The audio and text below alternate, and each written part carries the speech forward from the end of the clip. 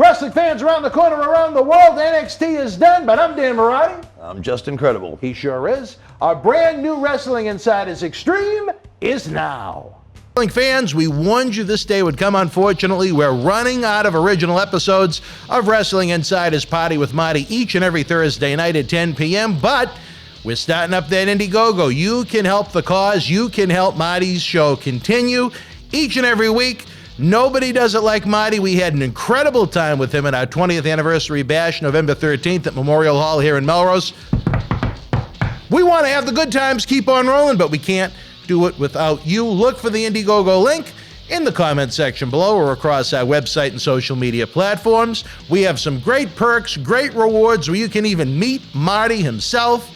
There's nothing like it. Since July of 2020, every week we've brought you the show.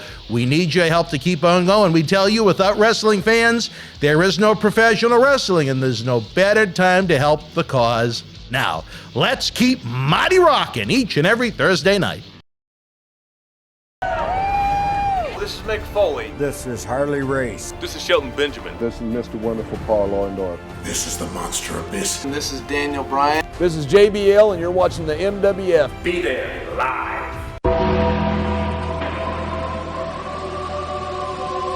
Wrestling fans around the corner, around the world, welcome to this special Wrestling Insiders Extreme Just Incredible Mini Marathon. Justin was slated to be with us over the weekend to tape fresh episodes, but ran into holiday traffic hell, so we're going to do it all over again this coming Saturday, December the 4th, right here at MWF Studios, with a live episode and Cyber Autograph signings to benefit the pallbearer Holiday Headlocks Toy Drive. 7 p.m. Eastern is what we're planning on. If you're a member of the Boston Wrestling Patreon family, you're welcome to join us for free to be able to meet Justin.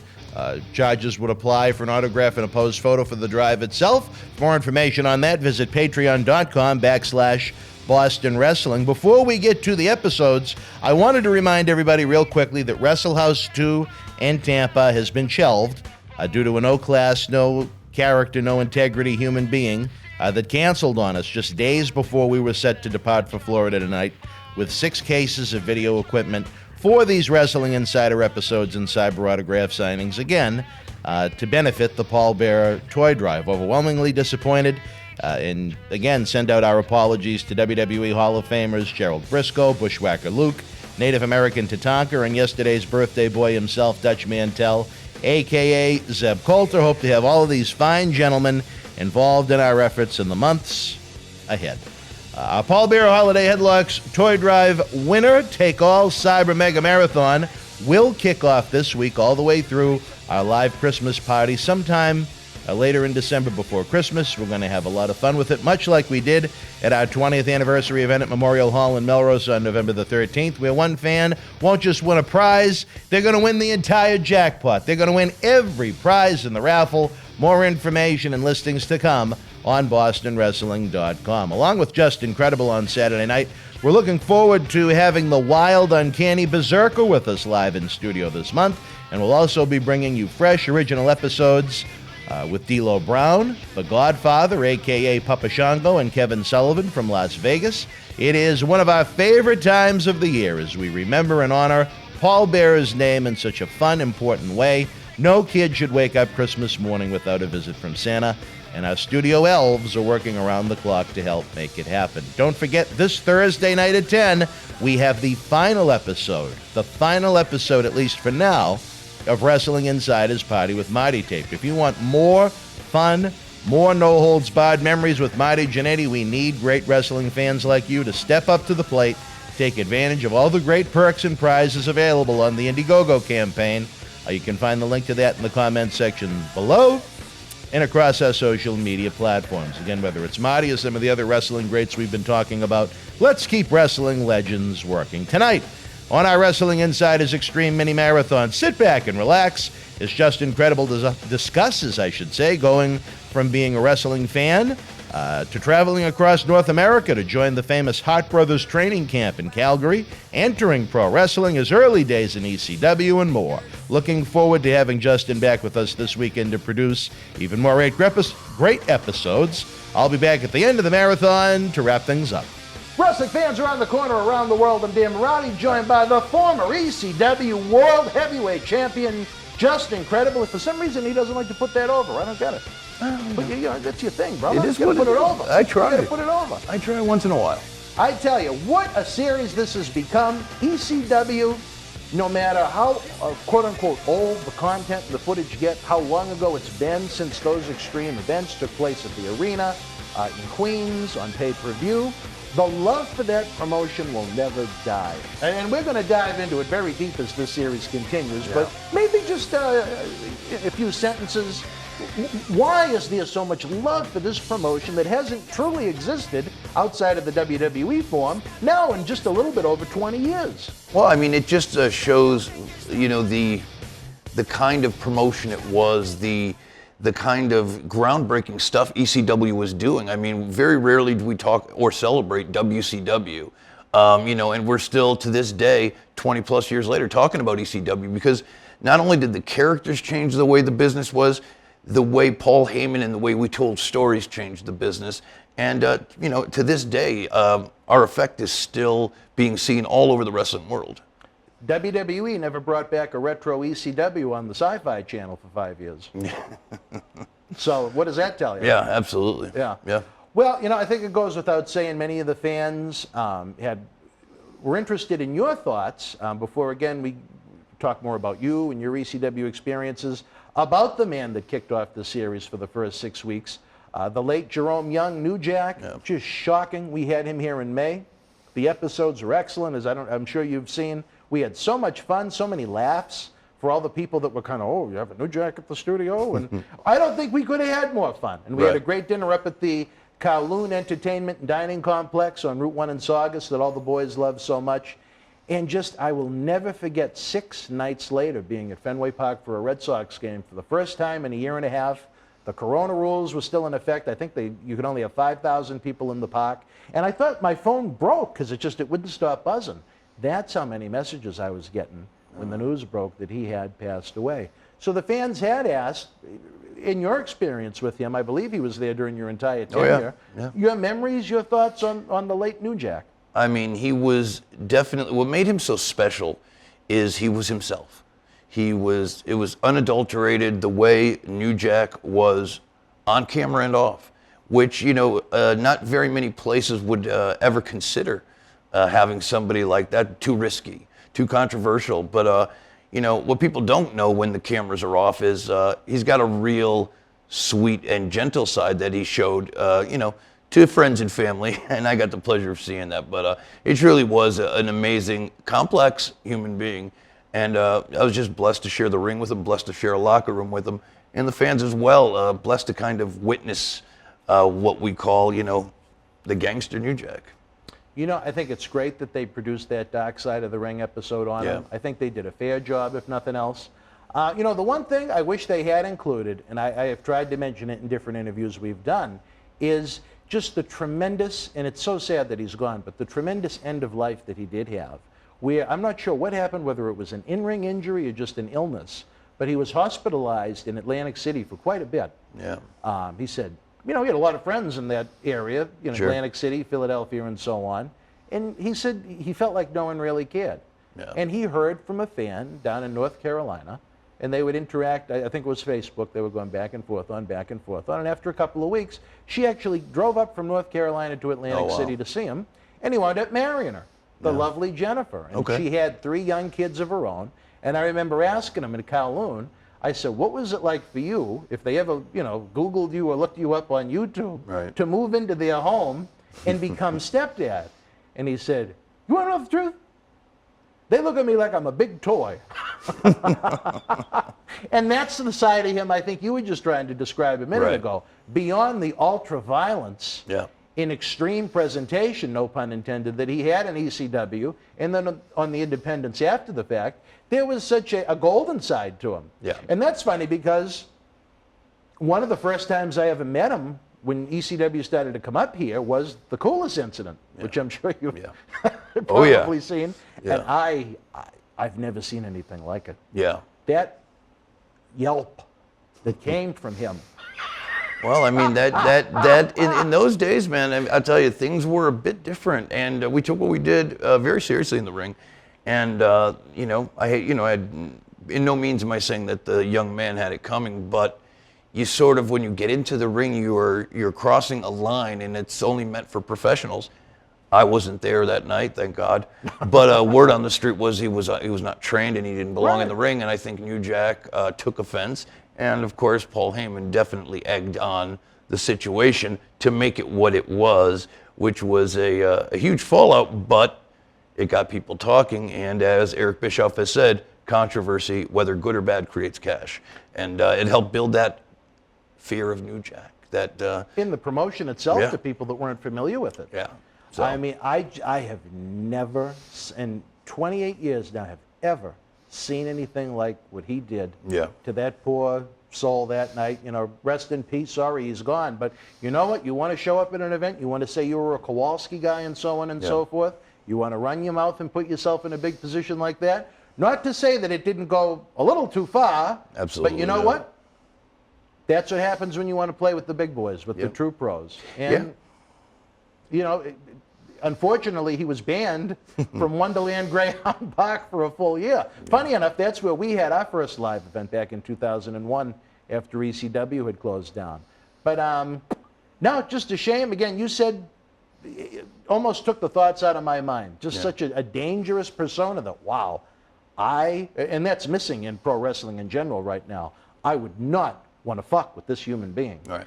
And again, if you got to know him well enough or got on his good side, you get to see the fun and the humor and the genuine belly laughs that you could have with him. Absolutely. But you wouldn't want to cross him. No. He had no problems adjusting an attitude if it needed to be adjusting. And I'm just, my great, other than being so sorry that he passed, you know, I still message with Jennifer on social media from time to time because you know what? You know, the guy shouldn't be forgotten after a week or two. That's one of my big problems with what was, and you're around long enough to remember when this was a brotherhood. Right. When we were taught, you know what, everybody wants the best spot. Everybody wants to make the most money. But other than that, it's a fraternity. It's a brotherhood. We should be here to look after each other and try and help each other out. Yeah. That's why I think this studio is such a great thing. It gives guys an easy opportunity to make extra income to live their lives just by flying in or driving in, telling their stories and going home. It's simple, and we've been doing it now. The first one we did, I don't know if you're familiar with it, was with the Iron Sheik, where he showed up with no teeth after a wild cocaine binge, talking about wanting to rape Brian Blair and Hulk Hogan. That must have been a hell of an episode. It was on the Howard Stern show. Oh, that's what got him started with Howard. Yes. In the infancy of YouTube, before the term viral became a term, someone from Howard found it on the clip on YouTube about the Sheik wanting to rape all of these former co-workers, and they were playing it every day. And the cool thing was, at one point they were going to bring him in, and they wanted to use the actual footage, but for that they needed, you know, copyrights and so on and so forth. So we worked out a deal where they gave us advertising for our live events, so they could use the footage of the audio they were already using. So it worked out for everybody. Yeah, It was everybody great. wins, sure. They had That's the fun amazing. they had with him for however long until it got stale. Yeah. And it helped us in promoting our live events to such And a it helped huge- Cheek, really. And the Sheik. Yeah. You know, the live bookings, I mean, the bookings we were able to get for him out of that. I can imagine. My God. You know, the Sheik, when that cane fell over, that was as a result of him. I don't want to get into, I'll tell you that story sometime, it'll come up. But honestly, no, because of his drug-induced nonsense and a long, long delay of leaving a venue, we got hit by a drunk driver that almost killed us. Really? Yeah, so I went from being a 24-year-old kid to a Oh, crippled my guy. goodness. The Sheik's Wow. foot. I don't know if you've ever seen Sheik try and walk over the past 15 years, but it's almost like the foot has shifted and he's walking on the bottom of his ankle. Oh, wow. And the sad thing is, again, a lot of the fans have heard this story, but he signed on with an ambulance chaser really quick. And the kid that hit us, he was a year younger than me, so he didn't have anything. He had the max insurance of what he had for a policy, which wasn't much. Right. So once this ambulance chaser attorney realized that, he just basically said, screw it. It had nothing to do with the Sheik. Sheiky Baby never got a penny from the car accident. Really? Not to say that I got anywhere near what I deserve for a life-altering injury. Of course, yeah. you know, it was something to live off of for the better part of a year as opposed to nothing. Yeah, but still, wow. But That's anyway, crazy. I never knew that one. I don't even know how the hell the Sheik came up. Sheik always, different interviews we've had here in the studio. Well, to me, that's what it's about. I wish we could get to the point where there's so much fan support, we could do this, have guys in here 7 days a week to come and tell their stories. Yeah, that'd be a great thing. WWE Network, WWE is not going to make a 3-disc DVD of every star they ever had. But that doesn't mean their stories, their experiences, their sacrifices shouldn't be documented, and they shouldn't be available for fans to learn from and enjoy. And I think that's a huge mistake in something that has been so big in the shoot interview world and other, you know, with YouTube and Feinstein, RF Video, and all those guys, is that other part of the scene that isn't necessarily in the WWE or not on the WWE network that people would like to know about. And because there's so many generations of guys and gals out there with long careers that, you know, you would think have, you know, disappeared off the face of the earth, when in reality they've been on the scene hustling. And so, it's a great idea, and I'm glad that somebody's recognizing it. Well, we can only do what we can do. That's it. I always wonder sometimes if this place is haunted when I think of so many guys that have been here that have passed away. And, you know, I think when you talk to someone like that and you bare your soul, I think a little part of that stays where you are. I don't know how much of a spiritual person you may be, but anyway, tell us about a young PJ Polacco. Are you a Connecticut guy? Yeah, born and raised in Connecticut. Tell me what got you interested. I don't know how old you were when you started watching, but tell us about your introduction to just seeing professional wrestling. Man, I had to be maybe 12 years old. A little older, okay. Yeah, and I think like a lot of kids that get into it, I just tuned into, I think it was like Saturday Morning Superstars, and I remember Hulk Hogan was pinning the Iron Sheik to win the WWF title for the first time. And from then, you know, from there it just started to slowly develop into, you know, just seeing all these cool people and what was going on, and I didn't know if it was real or fake, because not everybody was into wrestling yet at that time. This was right before going into like WrestleMania 1. And just from there, really, you know, wanting to stay up for Saturday night's main event and, you know, all the other cool stuff that was happening is when I really kind of got into it as a kid. I don't think the fans of today, they can read all the books, they can watch all the interviews they want to watch. I don't think they can realize how hot and how mainstream it was from 85 through 89-ish. Yeah. I mean, it was everywhere. It was pop culture. It helped put MTV on the map. Yeah, it really did. It helped put MTV on the map. It was huge, yeah. People can say, oh, you know, TBS and Ted Turner, they had the first wrestling show, Georgia Championship Wrestling, that was broadcast around the country. And not to say that that wasn't huge. Right, right. But WWF was part of everything. It was just miles away from New York City. The talent became superstars as they were able to get on these mainstream programs. As you mentioned with Saturday Night's Main Event, I mean, it was replacing one of the hottest shows on television in Saturday Night Live every 4 to 6 weeks. Yeah, which is a huge deal. That's a very big deal, you know. You fast forward even a couple of years beyond that, from 88 through 91, they gave them that one primetime special per year on the Friday night, the main event, to lead into WrestleMania. Hogan and Andre in 1988 did 33 million people. Jeez. They struggle to hit 2 on Raw most weeks now. And, you know, granted, there's online platforms and there's more channels, and I know there's a million excuses people can make, and that's fine. But at the end of the day, 33 million human beings decided to tune in to watch Hulk Hogan and Andre that night. That's a lot of people. That's a lot of people. Then the next day, they did a matinee right here in Boston. It was Hogan and Bam Bam against Andre and DiBiase. Hours after the big title shenanigans, sold out Boston. Then they flew down to Philadelphia that night, sold out the Spectrum with the same main event, Hogan and Bam Bam against Andre and DiBiase. You can't get much hotter than that. No, those were unique times. Just look at the loops. Crazy, yeah. On your A team, you got Hulk. On your B team, you got Randy. On the C team, you got Warrior. They even had D teams sometimes on just weekends when they could line up little college and high school shows. You could not be any hotter than that company was. And again, it wasn't just hot to wrestling fans. It was just casual human beings that said, I want to see what this Hulk Hogan thing is. Where I go to the pharmacy to get my medication. I remember the woman giving me my medication. I don't know how wrestling came up, but you know, she said, oh my God, back in whatever year it was, I actually went to Boston because I wanted to see what it was. Yeah. Because it was everywhere. Well, pro wrestling is such a different. It's something weird about wrestling, and wonderfully weird, because people watch it. They kind of don't. They know it's not real, but they are so interested in, like, well, how was it done? Well, that looked real. That wasn't real. And then it's just that question that's forever looming now with things so much further out there. But still, there's an attraction to it. Yeah. There's some side of many people that will never admit it, that like pro wrestling for whatever reason. And I think that's a special part of what pro wrestling is. And it's just evolved a bit into what it is today, really. But there's always been whether you admit it or not, some side of someone has been kind of, what's that car crash all about, you know? I agree with you 100%. I remember my father used to hate to take me to the Boston Garden every month. And right around the time of WrestleMania 3, I think he'd had it after about 6 or 7 months in a row. And he said, this is all fake. And I'm like, well, and as I'd later learn once I get into the industry, I wasn't really wrong.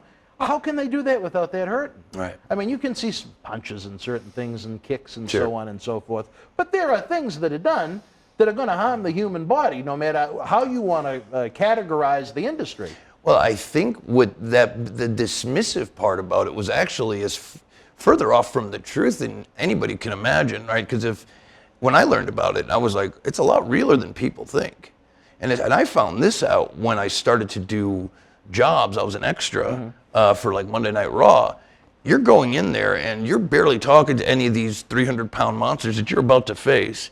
And if they wanted to go in there and shoot on you and really turn the tides on you, they can do whatever they want. So, I mean, to say that it's fake really was like, we would, the people would say like, oh, that's what they're supposed to say. But I don't think anybody realizes it's a little, it doesn't do it justice at all. I mean, that's why fake has such a bad connotation. How does that bother me? Definitely staged, or Right.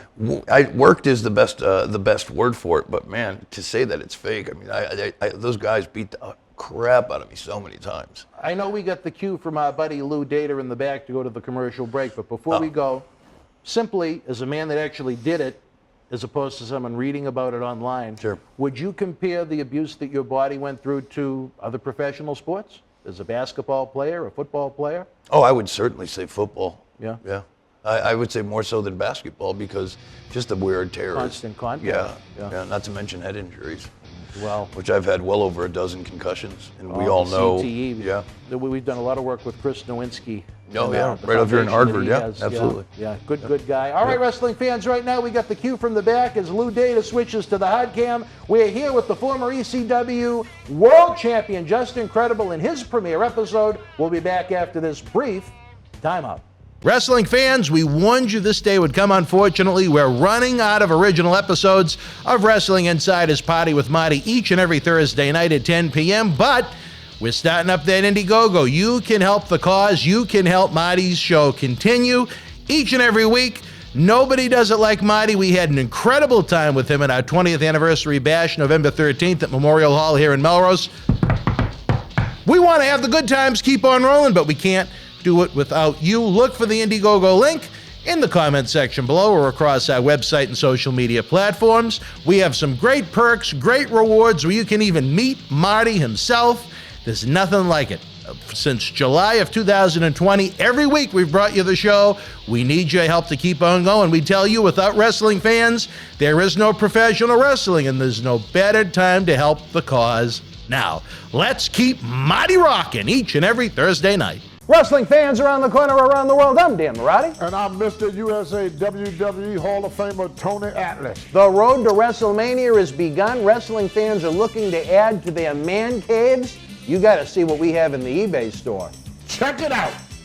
Support Wrestling Insiders and keep wrestling legends working on eBay. At Survivor Series, it was champion versus champion as WWE champion Drew McIntyre battled Universal champion Roman Reigns with Paul Heyman. Get this 11x14 poster autographed by all three men. Limited edition, number 42 of only 50, with authentication hologram on the back of the poster itself. Comes with a mystery autographed 8x10 photo and an on-air shout-out from WWE Hall of Famer Mr. USA Tony Atlas on Wrestling Insiders at your house. Get it now. Wrestling fans, especially here in the Boston area, we want to thank our great friends at Red Rose for their support for all of our charitable endeavors and programming efforts.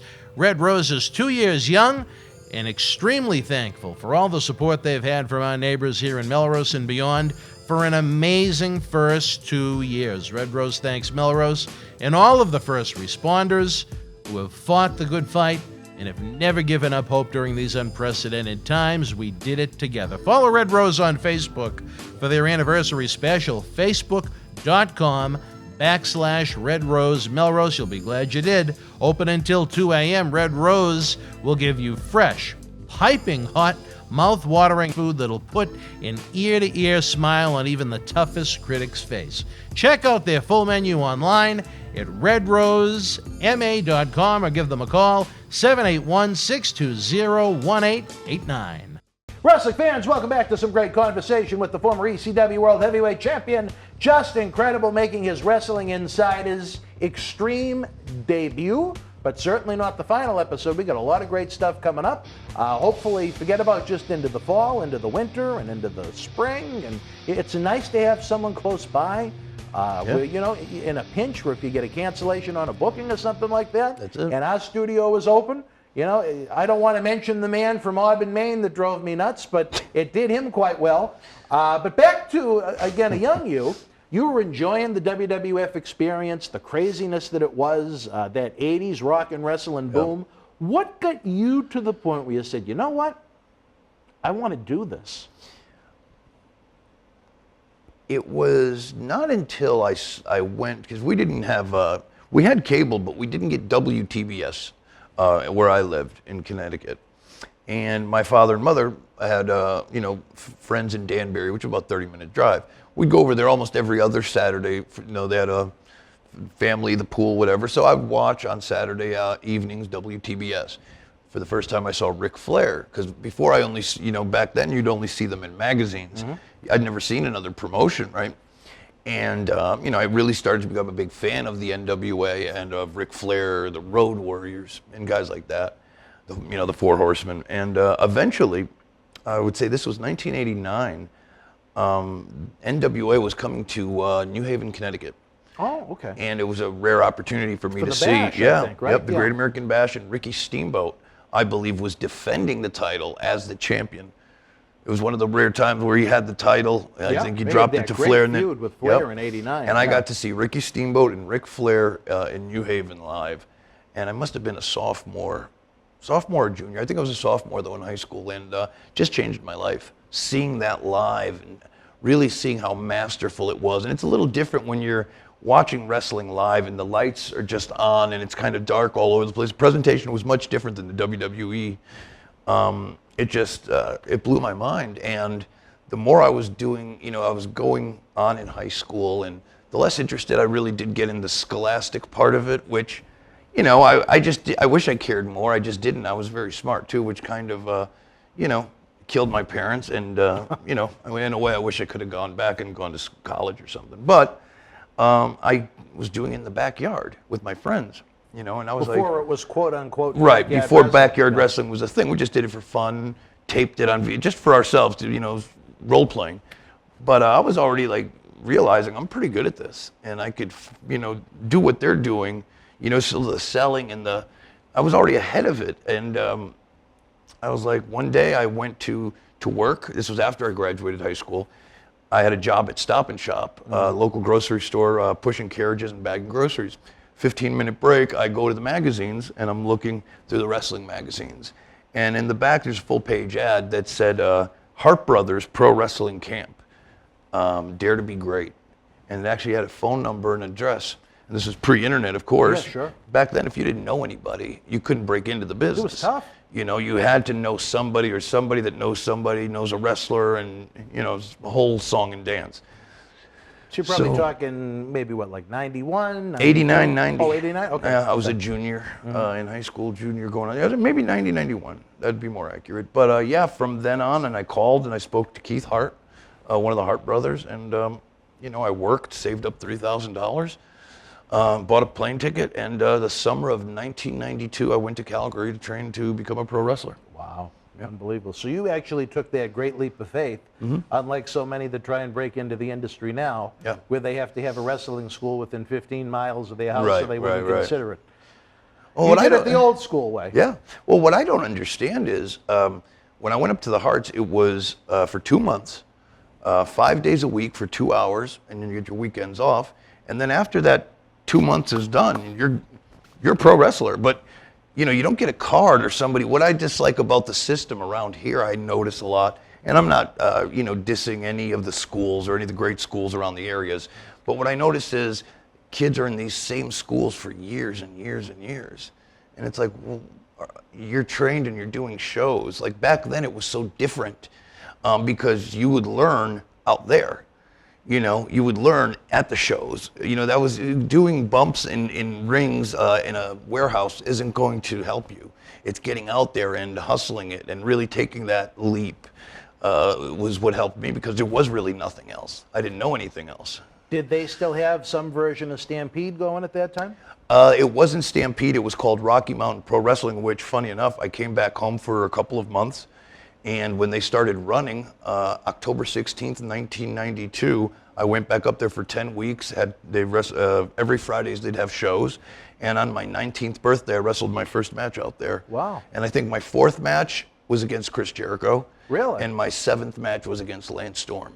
So you were working with some pretty Yeah, a couple of other guys. With a lot of great potential, we'll call them. A couple of guys that were wrestling out of Mexico and going to Japan. So it was a nice, it was still, in front of 150 people. But still, it was, some good talent there, and I learned quite a bit.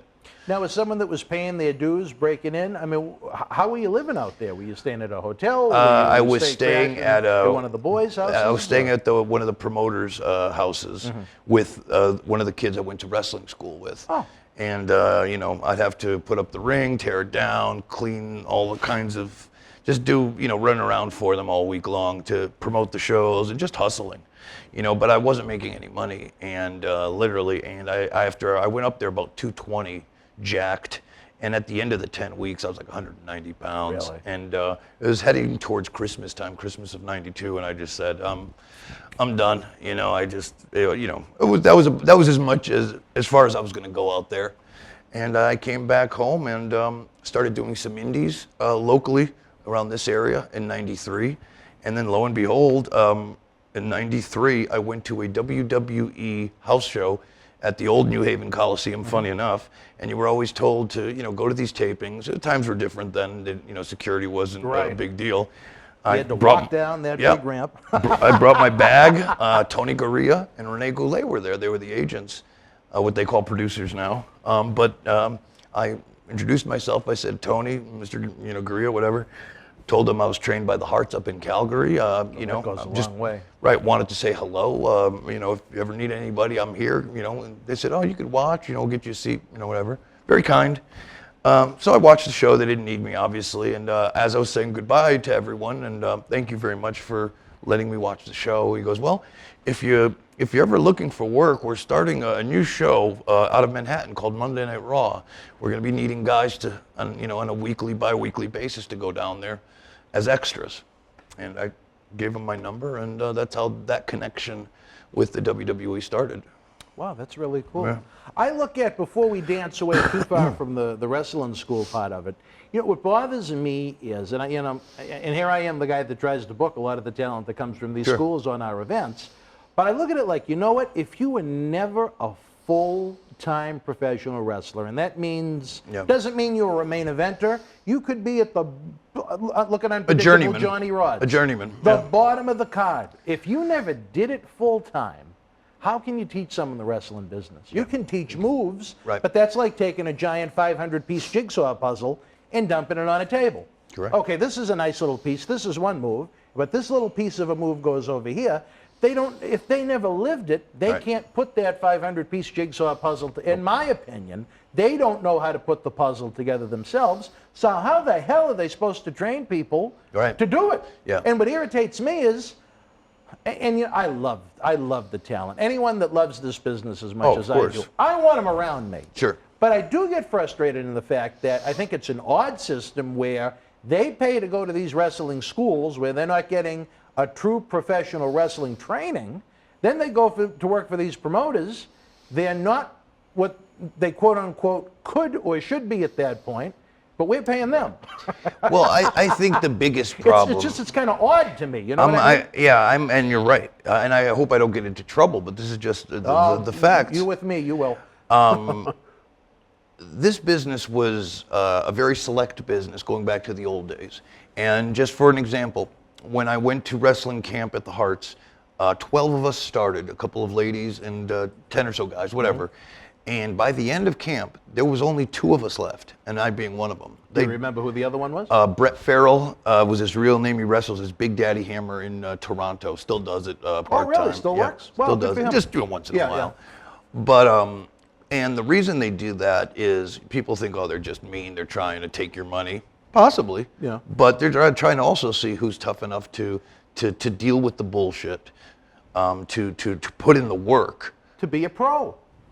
And there's a lot that goes into being a pro. And I think with the way the business changed, a lot of these schools are really part of a pay-to-play system where they, if you want to be on this show, you got to be part of this school, or you got to pay or sell this many tickets, whether you're good or not, whether you should be in the ring or not. I was at a show last night that I participated in. The show was fantastic out in Lidlaw, great house and everything. But a lot of the kids were just god-awful. And they've been doing it forever. I've been there for a couple of years now, doing it, whenever they have shows, and they never change, they never get better. And it's because they just go there and they think they know what they're doing, and they're more worried about who's going over and is my music right? And instead of, it's we let too many people in. Because back then they would have never allowed these kids to step in the ring, much less to be running shows. And now you have there's more fans than there are, or there's more boys than there are fans, because we let them in. We shouldn't have let them in. The club became too big. It turned into, me, from my point of view, Little League Baseball. Yep. If you get on with $100, you're guaranteed to play 3 innings. Right. No matter how good, Right. how bad you may be, you're in. And you're, quote unquote, one of the boys. Yeah. I mean, I don't know how they refer to the females now, if they're called one of the boys. I don't know. I'm afraid to one go of the there. girls. I mean, I'm afraid to even mention. We'll probably get into trouble even if you ask nowadays. So. You'll offend someone no matter what. Yeah. But I mean, man, it's frustrating to me because, again, they're genuinely good human beings. They want to do it. They want to learn. Yes. They want to know. And everybody I'm talking about, I mean, most of them are stand-up guys and gals. Good human beings. Yeah. It's just, unfortunately, the route they've gone hasn't been, let me pack up my bag and go learn from Al Snow. Let me go pack up my bag and learn from the Dudleys down in Florida. Let me go pack up my bag and go to some of the really good schools they have out west. And everybody wants to be close to home. In Eastern Massachusetts, I can think of 4 schools off the top of my head within 45 minutes to an hour of each other. Are there that many true athletes that have it to become pro wrestlers that we need 4 schools within 45 minutes of each other? Come on. Yeah. And that's what angers me. Thank you, Captain Lou. Have you ever thought about opening a school yourself? I have, and but it's just, again, I think it's oversaturation. Again, do I need again for a real pro to say that? Compared to what's out there now. I mean, we already have Slick Wagner Brown, who's a good friend of mine, has a phenomenal. I love Slick. Slick has a great school out near Hartford. Paul Roma has a school out in Bridgeport, so and they're he both was a pro. Yeah, he was full time. And there's that's 30 minutes from my house. So again, like you say, how many wrestling schools? How many wrestlers do we really need? I don't know if you've ever watched our Thursday night series that we do with Marty, but he has this idea about opening all these schools in Florida. And I didn't want to burst his bubble, but I'm like, Marty, do you realize how many schools there are down in that area? But, if that's what he wants to do, but the that's problem, what he wants to do. Then once again, it becomes about trying to make money off of kids that want to be wrestlers but have no business being in the wrestling business. And what we're doing is we're diluting the wrestling business. Pissing on it. And there's no regulation, so who's to say that who can do it and who cannot do it? So I think that's been a big problem, and that's just allowed. It hurts the business because, okay, I see fans. Let me backtrack. I see a lot of the men and women that are out there on the indies, ringside at Raw, ringside at AEW, and then I'm working with you on I would have never the Hearts would have kicked my ass if I was paid for a ticket anywhere. You don't. You know, even when I was a kid, I knew that. When I first came from Calgary, nobody had to tell me that. I wasn't going to pay for a ticket to a WWE show because you're one of the boys. If you're an NBA or a professional ball player, you want to go to a show, you call somebody at the office and you say, can I come to the show? You don't pay a ticket. And I think we got to stop acting like marks and act like professionals. And very few people do that. And I don't know why. Maybe that lesson hasn't been taught, but maybe it's two different worlds. But until we do that as a whole, it's going to be a problem. We're going to have oversaturation of men and women, and a lot of them really don't belong. And that's a shame. I hate to say that because everybody should have an opportunity to do what they love. But you know what I'm saying? I agree with you 110%. And the one thing I think maybe that a lot of these guys and now girls miss out on is there's a lot of things you can do in wrestling that don't involve have you to have be to in- be in right, the ring. right. You know what I mean? There's ring crew. There's so much support staff that's needed if you're working for a quality Absolutely. promotion. that's Helping gonna have a good promote. crowd. What a concept. Street teamwork and things like that. But again, someday, because what I find obviously, but amusing to some degree, is that every time we have a true pro come in and we have a conversation, it's almost verbatim what you said, just maybe with slightly different words and slightly different experiences. You know, the whole industry. I don't know if you heard the recent mandate that's been going around on social media about WWE. They don't want to hire indie talent anymore. They want to go out. They want to find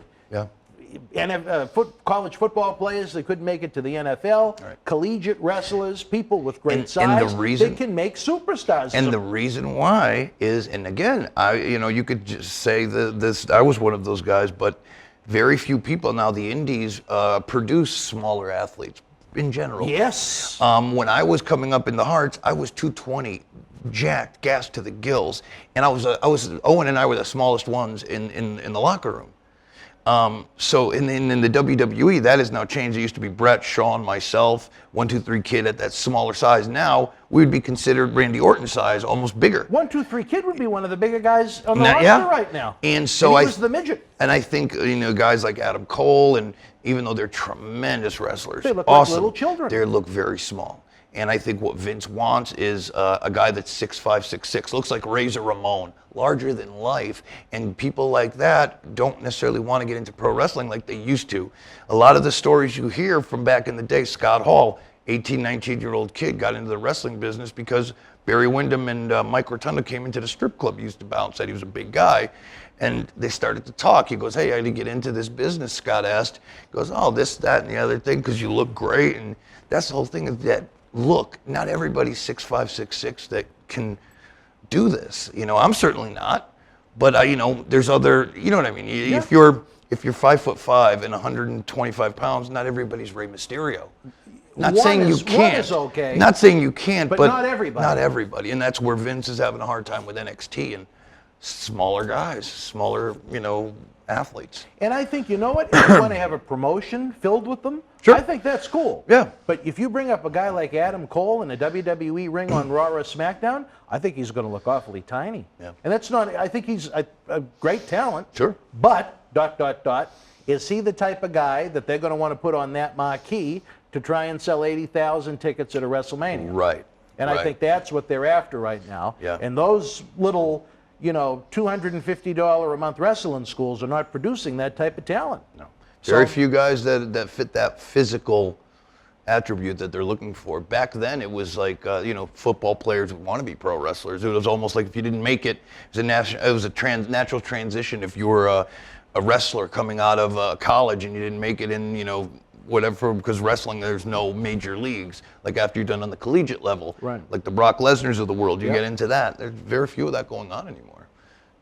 I just remember quickly again before we go to break, before Captain Lou castrates me, but I remember I was 13 when I broke in through this actual studio. Tony Rumble came down to promote his show on a wrestling talk show, saw all the equipment, and he said, why don't you come and tape it? Yeah. And we did. And I remember 13-year-old kid, 9th grade, you quote unquote know, like we were talking about earlier, there's something that's not real. Right. But this was a locker room filled with men that would kick your fucking ass if you disrespected them or what they did. And that is missing now. As Kevin Nash, I think, One of the great quotes that Kevin Nash came up with on an interview I came across on YouTube, he says, now it looks like they have a bunch of Abercrombie and Fitch models. It's true. It's true.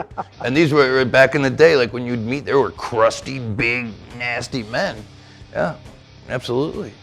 All right, wrestling fans, right now we're going to take a brief timeout. When we come back, unfortunately, we're going to wrap up the show. Stand by. Wrestling fans, we warned you this day would come. Unfortunately, we're running out of original episodes of Wrestling Insider's Party with Marty each and every Thursday night at 10 p.m., but we're starting up that Indiegogo. You can help the cause. You can help Marty's show continue each and every week. Nobody does it like Marty. We had an incredible time with him at our 20th anniversary bash, November 13th at Memorial Hall here in Melrose. We want to have the good times keep on rolling, but we can't do it without you. Look for the Indiegogo link in the comment section below or across our website and social media platforms. We have some great perks, great rewards where you can even meet Marty himself. There's nothing like it. Since July of 2020, every week we've brought you the show. We need your help to keep on going. We tell you, without wrestling fans, there is no professional wrestling, and there's no better time to help the cause now. Let's keep Marty rocking each and every Thursday night. Wrestling fans, I'm Dan Marty.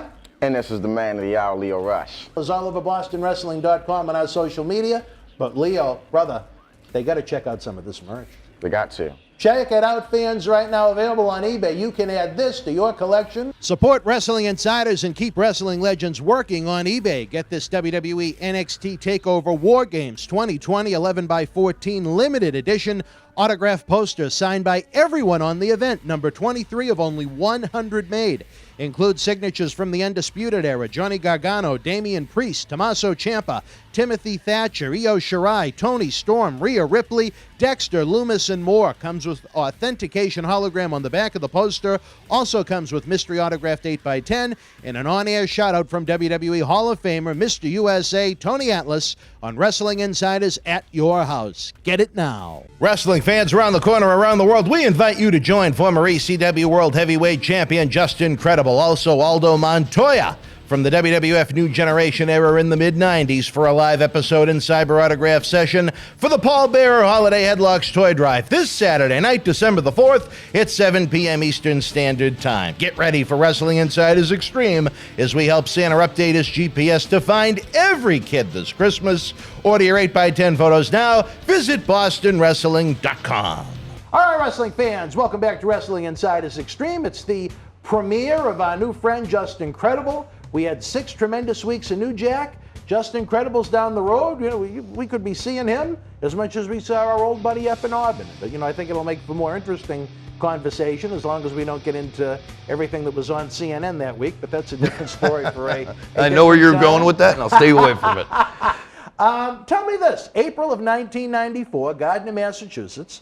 You came to one of Tony's shows with Paul Roma. Yes. And you were not P.J. Walker. You were Suicide Samson. Where the heck did that name come from? Was that a Tony thing? That was a Tony thing. Oh, he wanted to create his own persona. Yeah. Oh, Yeah. okay.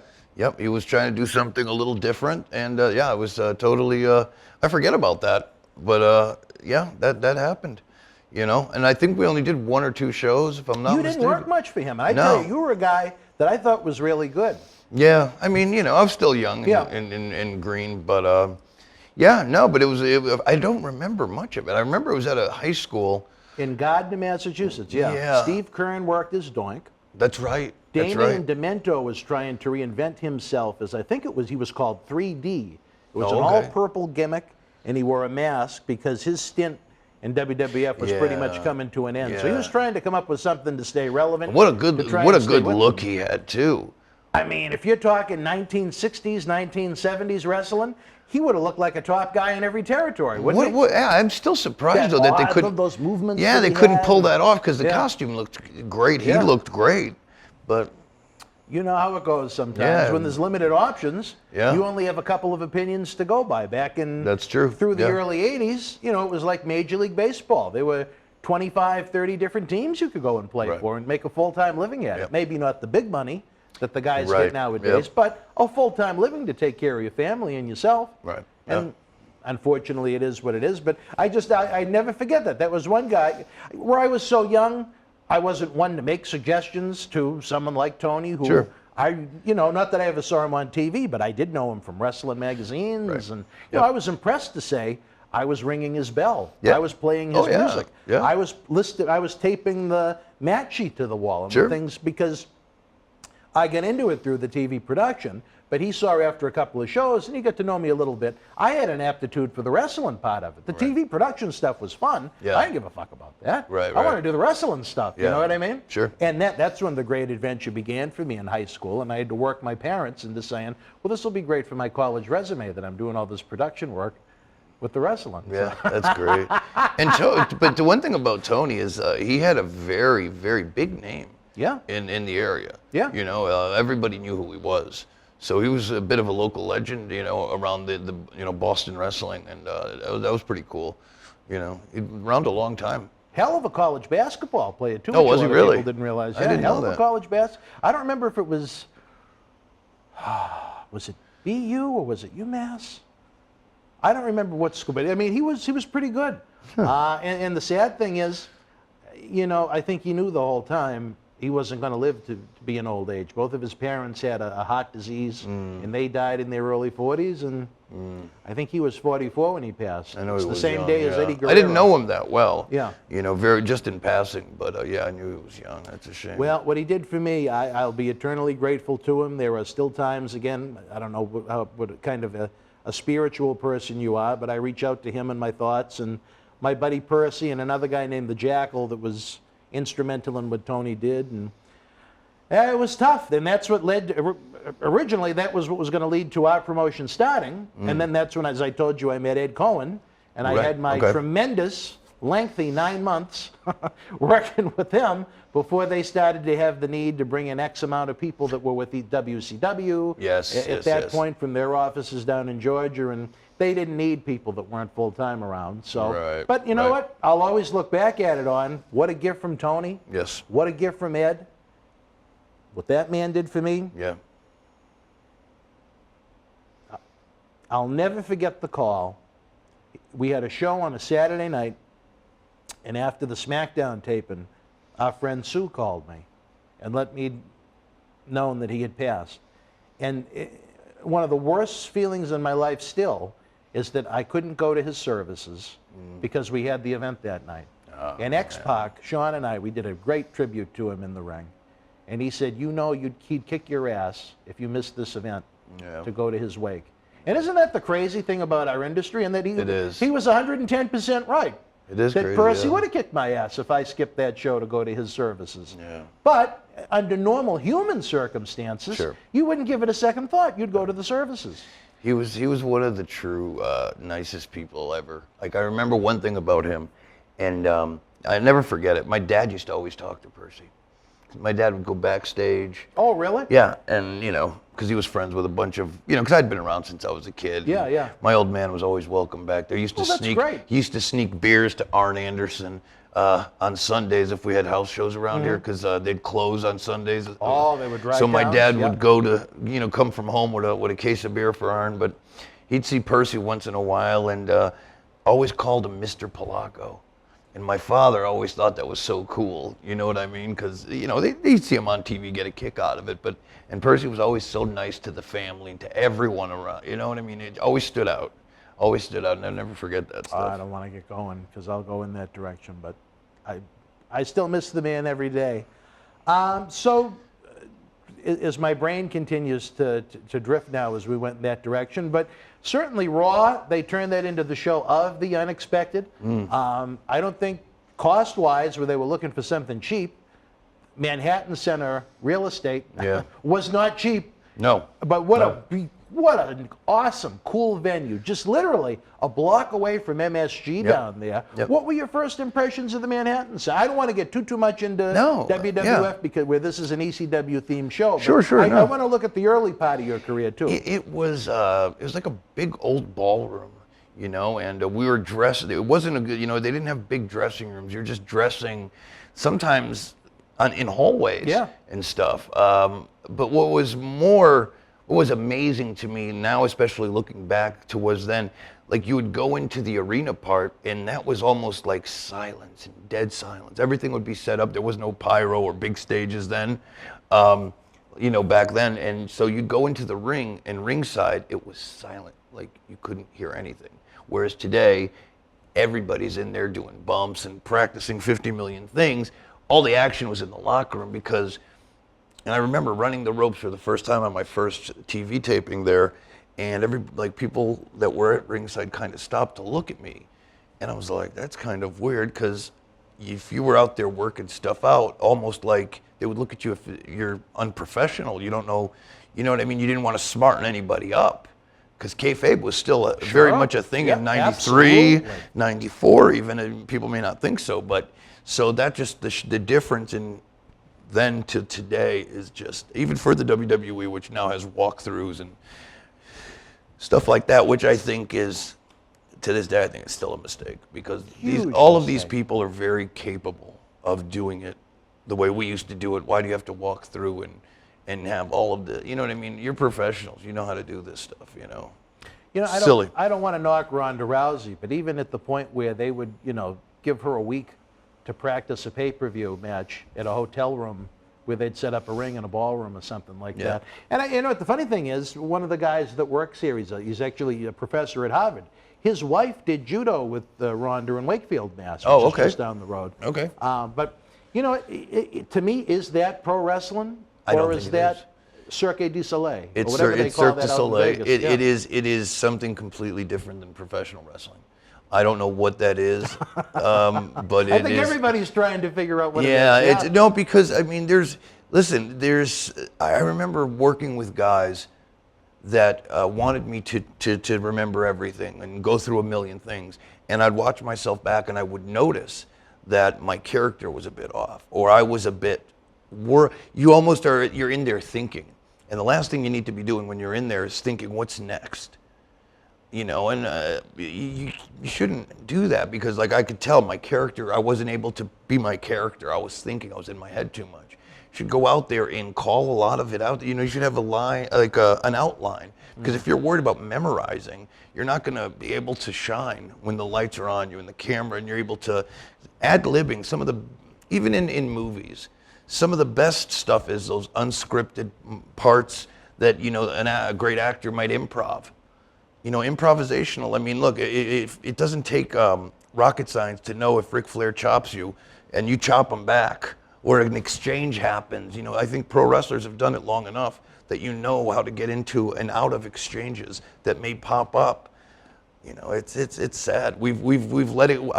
I was a special guest referee at a show last night. That shows, those guys I was telling you about, were not a lot of people knew how to work, and it was literally embarrassing, where they were shooting each other off the ropes, nobody knowing where to go with it, missed move. I mean, it was just something that if I were to do that, if you were told if you were to get shot off the ropes and the person doing it didn't call a spot, you were either to hold on so you don't look bad, or just clobber them, knock them the F out, so to prevent yourself from looking bad. And it's like, and exposing the business. Last night was an expose. And it's a shame, because I like all of these people very much. Very much. I think 99.9% of the people that want to get into our industry, they do it for all the right reasons. Yeah. They love what they see. Yeah. There are some that just think, oh, this is going to be my, I'm going to be a Bella twin, and this is going to be my ticket on to reality shows and things like that. But for those that get into wrestling because they want to get into wrestling, their heart is in the right place. Yeah. They're genuinely good people. Yeah. They just... And they were doing hardcore stuff, but they're working the hardcore stuff. I was like, guys, if you choose to go down the hardcore route, you got to take it, or else don't choose to do it, because it looked even worse. That's the sad part. It's like you gotta stay in your wheelhouse, and there's nothing that looks worse than a weak chair shot. When they and then they were also doing that very weak, and then putting their hands up at the same time, even weaker. It's like, bro, my son could have taken that. Yeah, that's what it does. It Without looks like putting your little hands kids up. having fun time. Thank you, Captain It Lou. does. It really does. That's not what I do.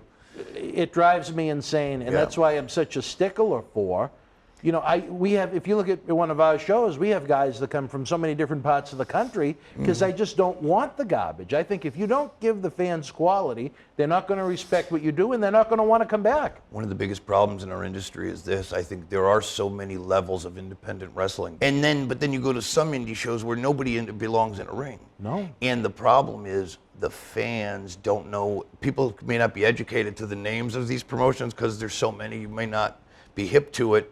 If you're a mom and dad taking a kid to a show and you see what I saw last night, that's a disservice to pro wrestling because you might, up the road might have been a really good show and you'll say, I'm never going to bring my kids to this again. We're all under the same umbrella. And then that causes a problem not just for you and me, but for the whole industry. And that's why I wish there was some kind of way that we could prevent that. Some kind of regulation that wouldn't, where it, the independents are tough, where it wouldn't be a huge financial burden, if that makes sense. Yeah. If there was a way to commission, Just when you in a broke lot- in, when I was yeah. around as a kid, wrestling regulated itself. If you Right. didn't belong, kick Right. the fuck out of you You're and get out. blacklisted or Bye-bye. blackballed. You're not coming back. You're not working anymore. But like you said, or as I said, when we got to the Little League Baseball portion Right. of it, it's everywhere. I mean, it's...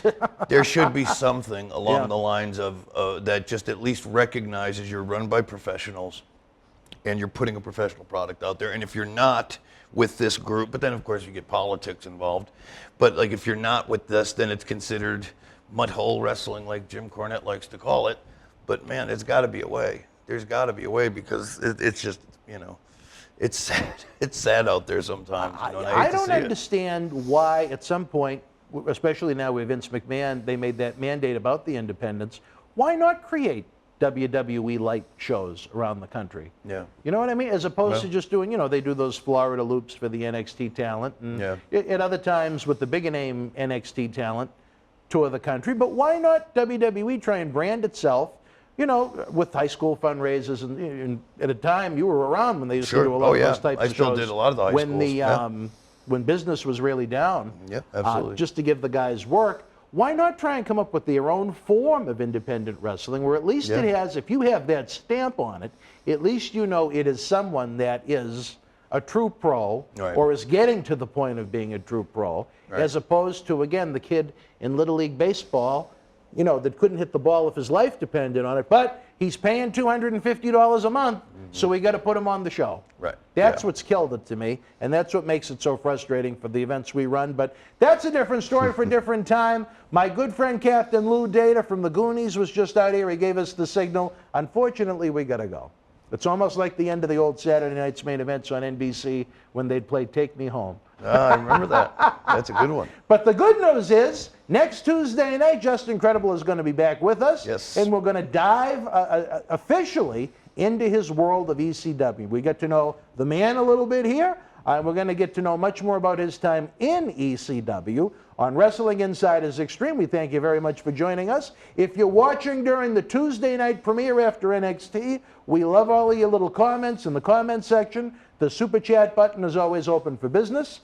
If you are not watching the premiere, shame on you. But you can still leave comments in the comment section below. Give the show a big thumbs up. Subscribe to the channel. It's free. All of those little things. It lets YouTube know that you like us. And it showcases us to the millions of fans that don't know we exist. Because, after the 80s boom, a lot of fans left pro wrestling and never came back. After the Attitude Era and the Monday Night War, a lot of fans left and never came back. But once they find cool talk shows like these, as we've seen with the continued rapid growth, I think they're going to find us, and I think they're going to love us. Absolutely. All right, wrestling fans, for Just Incredible, I'm Dan Marty. We'll see you next Tuesday night after WWE NXT. Be happy, be healthy, be safe. Good night from Boston. Wrestling fans, we warned you this day would come. Unfortunately, we're running out of original episodes of Wrestling Insiders Party with Marty each and every Thursday night at 10 p.m., but we're starting up that Indiegogo. You can help the cause. You can help Marty's show continue each and every week. Nobody does it like Marty. We had an incredible time with him at our 20th anniversary bash, November 13th at Memorial Hall here in Melrose. We want to have the good times keep on rolling, but we can't do it without you. Look for the Indiegogo link in the comment section below or across our website and social media platforms. We have some great perks, great rewards where you can even meet Marty himself. There's nothing like it. Since July of 2020, every week we've brought you the show. We need your help to keep on going. We tell you, without wrestling fans, there is no professional wrestling, and there's no better time to help the cause now. Let's keep Marty rocking each and every Thursday night. Wrestling fans around the corner, around the world, I'm Dan Marty. MJ in the house. Future WWE Hall of Famer, mind you. Let me tell you this. I'm not in there yet. No, not yet. Oh, okay. But you will be. Yeah, I will. You know Sean wants to be the first three-timer. Three-timer, Yeah, yes. there you go. Let me tell you, you enjoy the in-studio shoot interviews 4 times a week. It isn't cheap to put these productions together, folks. We need your No, help. because he got to pay me. Coronavirus has killed the nightlife in a lot of ways. We are night owls, Marty and I, but that's a different story for a different time. One way you can help is to check out the great merchandise we have in the Boston Wrestling eBay store. It is perfect for any wrestling man cave or any collection. That's right. Check it out. Support Wrestling Insider's in-studio shoot interviews on eBay with this brand new personally autographed WWE Royal Rumble 2021 11x14 poster signed by WWE Universal Champion Roman Reigns, his advocate Paul Heyman, and Kevin Owens. Reigns and Owens battled for the Universal title in a last standing match January 31st in the Thunderdome in Tampa. This limited edition collector's poster is number 31 of only 50 produced. Comes with WWE authentication hologram on the poster itself. Also comes with an on-air shout-out from WWE Hall of Famer Mr. USA Tony Atlas and a bonus autographed 8x10 photo. Get this rare, awesome collectible for your man cave and help keep wrestling legends working now. Cheer! Why, hello!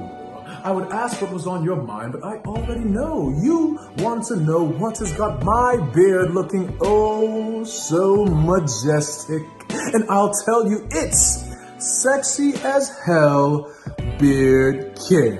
Coconut oil, vitamin E oil, almond oil, both sweet and bitter, shea butter, it's all natural. Yes, JTG has actually come out with a high quality product. So support your boy by going to sahbeardcare.com and take one step closer to becoming sexy as hell. Cheer. Ooh, cheer. You know? Wrestling fans around the corner, around the world, we invite you to join former ECW World Heavyweight Champion Justin Credible, also Aldo Montoya, from the WWF New Generation era in the mid-90s for a live episode and cyber autograph session for the Paul Bearer Holiday Headlocks Toy Drive this Saturday night, December the 4th at 7 p.m. Eastern Standard Time. Get ready for Wrestling Insiders Extreme as we help Santa update his GPS to find every kid this Christmas. Order your 8x10 photos now. Visit BostonWrestling.com. Wrestling fans around the corner, around the world, I'm Dan Marty. I'm just incredible. Unbelievable. Forget about going trick-or-treating this weekend. The real treat is coming up next. It's a brand new Wrestling Insiders Extreme. Stand by.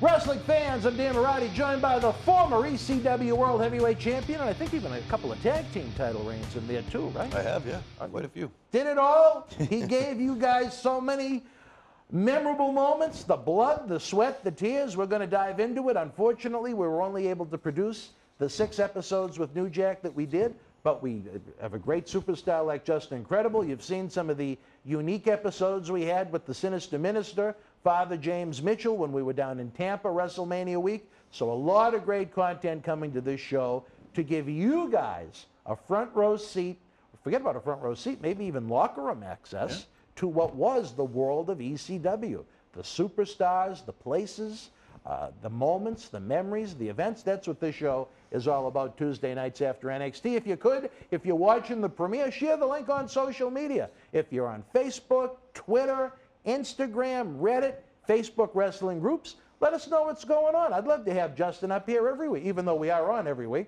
We'd love to have him here taping every week. It would make things a lot easier on my poor...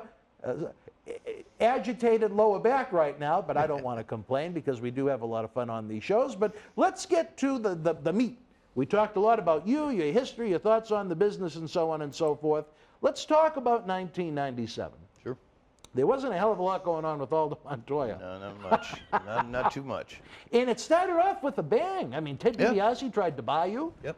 But it just, for whatever the reason, it just seemed to slowly go downhill. And as someone that just enjoyed WWE, I enjoyed the Portuguese man of war, Aldo Montoya. Yeah, I mean, this was, God, I'm trying to be correct here. I think I was 21 when I was offered the job. So I barely have a year and a half experience. And most of my experience was with the WWE, WWF at the time, doing, jobs on television. So for me, my debut was not only debuting with a character that I really didn't, I got my outfit the day I showed up for TV. Oh, really? First time I'd ever worn a mask, ever. And this is the first time I get to do a promo ever on Monday Night Raw. So a lot of firsts are going on. So, nervous? Very, oh my God, I was so nervous. But still, I learned so much. And, they tried different things with me. They even put me with Jake the Snake Roberts at one point. Yeah. And, you did that thing with, I think, Lawler and the Booze. yeah, but I did that, and I did some stuff with Jeff Jarrett as well. And I think in '97, Just Incredible was running its course. And I remember things that were starting to change a bit. I was well liked in the office. I was still on the road, and I had a very good relationship with the old man, Vince McMahon. And but what was happening was Scott and Kevin had just left for WCW, and that shift was happening. And I went to Vince and asked for a meeting. I went up to Stamford to Titan Towers. And I was like, I could do more. I'm really coming into my own, and I was. I mean, the reports that the agents were giving back to the office were, I was having great matches. Sometimes the match of the night, they let me go with like Chris Candido, opening match for like 10 minutes, 15 minutes, do whatever. And you're giving two young guys that opportunity. We're dying to work, So we were just doing really good stuff. And I said, help me do something. Help me help you kind of speech to Vince. And he's like, well, I really don't have anything that I could think of right now. And I said, well, Vince, if you don't have anything for me in that capacity, or for Aldo, because I knew the Aldo thing was running its course, I said, just will you please give me my release? I was like, Scott and Kevin were down there, and they were starting to gain power, and they're like, we can get you a nice job over here, get you paid. And Vince said, I can't. He goes, you got another year left. He goes, we've put in a lot of time to kind of cultivate you as a talent. What I will do, well, as far as giving me a break, and they did. Well, but I mean, as far as the promotional time that they put into Aldo Montoya, I don't think. No, I think they could have done a lot more with it. Not from that aspect. Yeah, but I think they could have done a lot more with it. They could have, but I think that I don't think I was ready when they could have. I think I was still learning. Fair point. But anyways, I agreed with everything he was saying, but he goes, the reason is it'd be a bad look to have another one of my guys going over there. Not that Aldo would have gone over there, but the perception of another wrestler leaving for WCW after, certain guys had already left. He goes, I can't do that. He goes, but what I can do is I'll send you to Memphis, learn how to work as a heel. In 6 weeks, we'll bring you back, repackage you, and do something else with you and debut you on Raw. So I went down there, worked for Lawler for 6 weeks, started to do something like a Just Incredible. Wasn't really that, just I was finding. What name were you using? PG 187. Oh, okay. Similar to a New Jack thing, a gangster look. I teamed with PG 13. Oh, did you? Okay. Yeah, and but that really wasn't. I'm not a gangster. I wasn't a hip hop guy. It wasn't really working. But the last night I was there in Memphis, ECW was there as part of the Jerry Lawler angle. Oh, that's right. Yeah. And all of them are there. Sandman, Sabu, Van Dam, Heyman, Dreamer, the whole lot. And Candido was there as well. And basically, Chris told me how wonderful it was. He was working in the office with Paul, and he had a little power. And he goes, you really should come up here, and the pay's better than you probably think. And he was right. And, long story short, Paul agreed and went to Vince and got my last year from WWE signed over to him to ECW, and that's how I made that transition to be full-time ECW. When you were Aldo in WWF, did you ever transition to the point where you had one of those downside guarantees, or were you still a percentage of the house type of guy? I always had a percentage of the house ones. I had. So you never had the downside guarantee where you guaranteed $100 grand no matter what. No, I had that when I went back in the 2001. The second time, yeah. And I still had the old booking arrangement of 10 shows. Yeah, per year, yeah. At $150, which all of them still had at that time. Yeah, everybody, Until it wasn't until Mark Merrill, he started the trend of all people, which is kind of funny. Yeah. But I guess maybe where you lucked out is that you were under the mask. Yeah. Outside of the people that read things like the Observer and the Torch. Right. Most of the fans wouldn't have a clue if you came back under a different persona. Right. That you were the same guy that was the Portuguese man. And I think that was part of the reason too for Vince to put me in something like that for several reasons. So, but either way, look, I mean, I learned so much, and this is what really helped me in ECW, was that. I'd been on television. I'd been on national television. I'd wrestled at, a couple of Royal Rumbles and Survivor Series, and here I am going into, ECW Arena, which is a lot smaller, and not very many people have that kind of television experience. So right away, Paul has somebody with that experience. Young veteran. Right. And, been around. I've done 200 plus dates a year for a couple of years, been all over the world, and my work showed it. It just in placement and in knowing how to work certain cameras and that. And right away, he's like, well, we just got to give him the push and kind of structure, his gimmick in a certain way and give him some heat. And it worked out. It just worked out really well right off the bat. Before we hit ECW, tell us a little bit about the Memphis experience. You were there for 6 weeks. Did they have like a house show loop, or was it just TV tapings? They had a house show loop. It was basically the same thing every week. And I'm trying to remember it. It was god-awful, though. It was really god-awful. We did Memphis television Saturday morning. I was staying in Nashville, which is about 4 hours. Oh, really? Yeah, so we stayed in Nashville, drove 4 hours to Memphis, did live studio wrestling in a studio, very similar to this, believe it or not, at 9 o'clock. And then we would drive back to Nashville for the evening house show, do that, and then we'd have Sunday, we would do something small in the area. Tuesdays, we would do Louisville at the Louisville Gardens. Oh, wow. Yep. Okay. And then, God, and I'd like to think in one of those days, I think it was Thursday night, we did house shows in Memphis as well. And it's like somewhere down there, there'd be like a casino show. But man, it was normally Louisville, Nashville, and Memphis. Because a lot of those smaller towns kind of went away, but horrible. What really were the houses horrible. like in those big arenas? 150. Wow. Yeah, I mean we were at the Louisville, Kentucky arena. 150 people. Yeah, the old Louisville Gardens. God, the Louisville Gardens holds about 6,000 Yeah. people, and to have 150 people, 200 tops, was. Why bother? Yeah. I mean, Yeah, really, it was why bad. pay the rent? I know in Yeah. Mid-South Coliseum, I think that was Monday night. That was the big That's one. right. That's And what it was. They yeah. had a plum deal with the Louisville Garden because no one ever Right. really ever rented it on Monday night. Right. The Mid-South Coliseum got all the gimmick money from the food sales and Yeah. so on and so forth, and they gave it to them.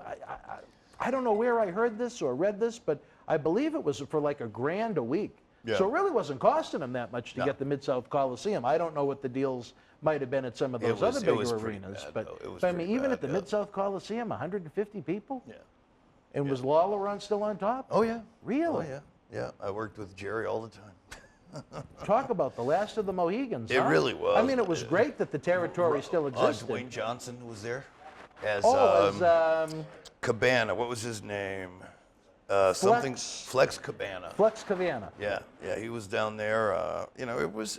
I'm glad I did it, just because I could say I did it. But it was in its dying days. Brian Christopher was still down there. Yeah, that would have been you before know. his debut. Yeah, before he came up. So, but it was okay. It was miserable. Now, were you still on a WWE pay structure, or were you on a Memphis pay structure? I was on both.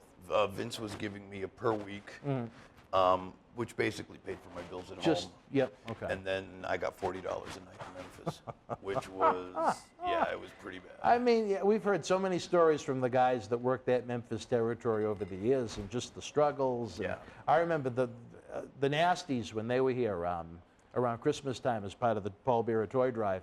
You know, they had a one-bedroom apartment with one bed that they shared with the Rockers, and they'd share the bed and the couches and the floors. And I mean, just the stories that they were willing to tell on camera only made me think, what went on there with the stories that they wouldn't want to tell on camera? And it was a bad time, man. I mean, because, you know, I just got married, mind you.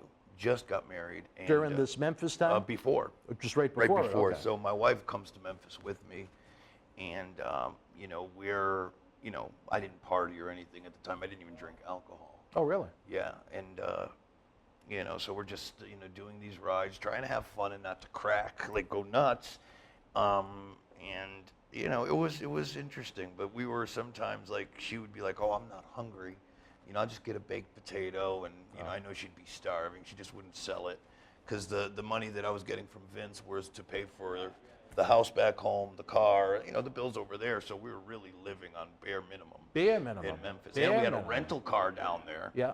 And we're paying for a place down there, all out of pocket. So you're really running two households. Right. On not a lot of money. So it was definitely interesting. I'm sure that stipend, you know, from WWE wasn't gigantic. No. You know, maybe, like you said, maybe enough to get through.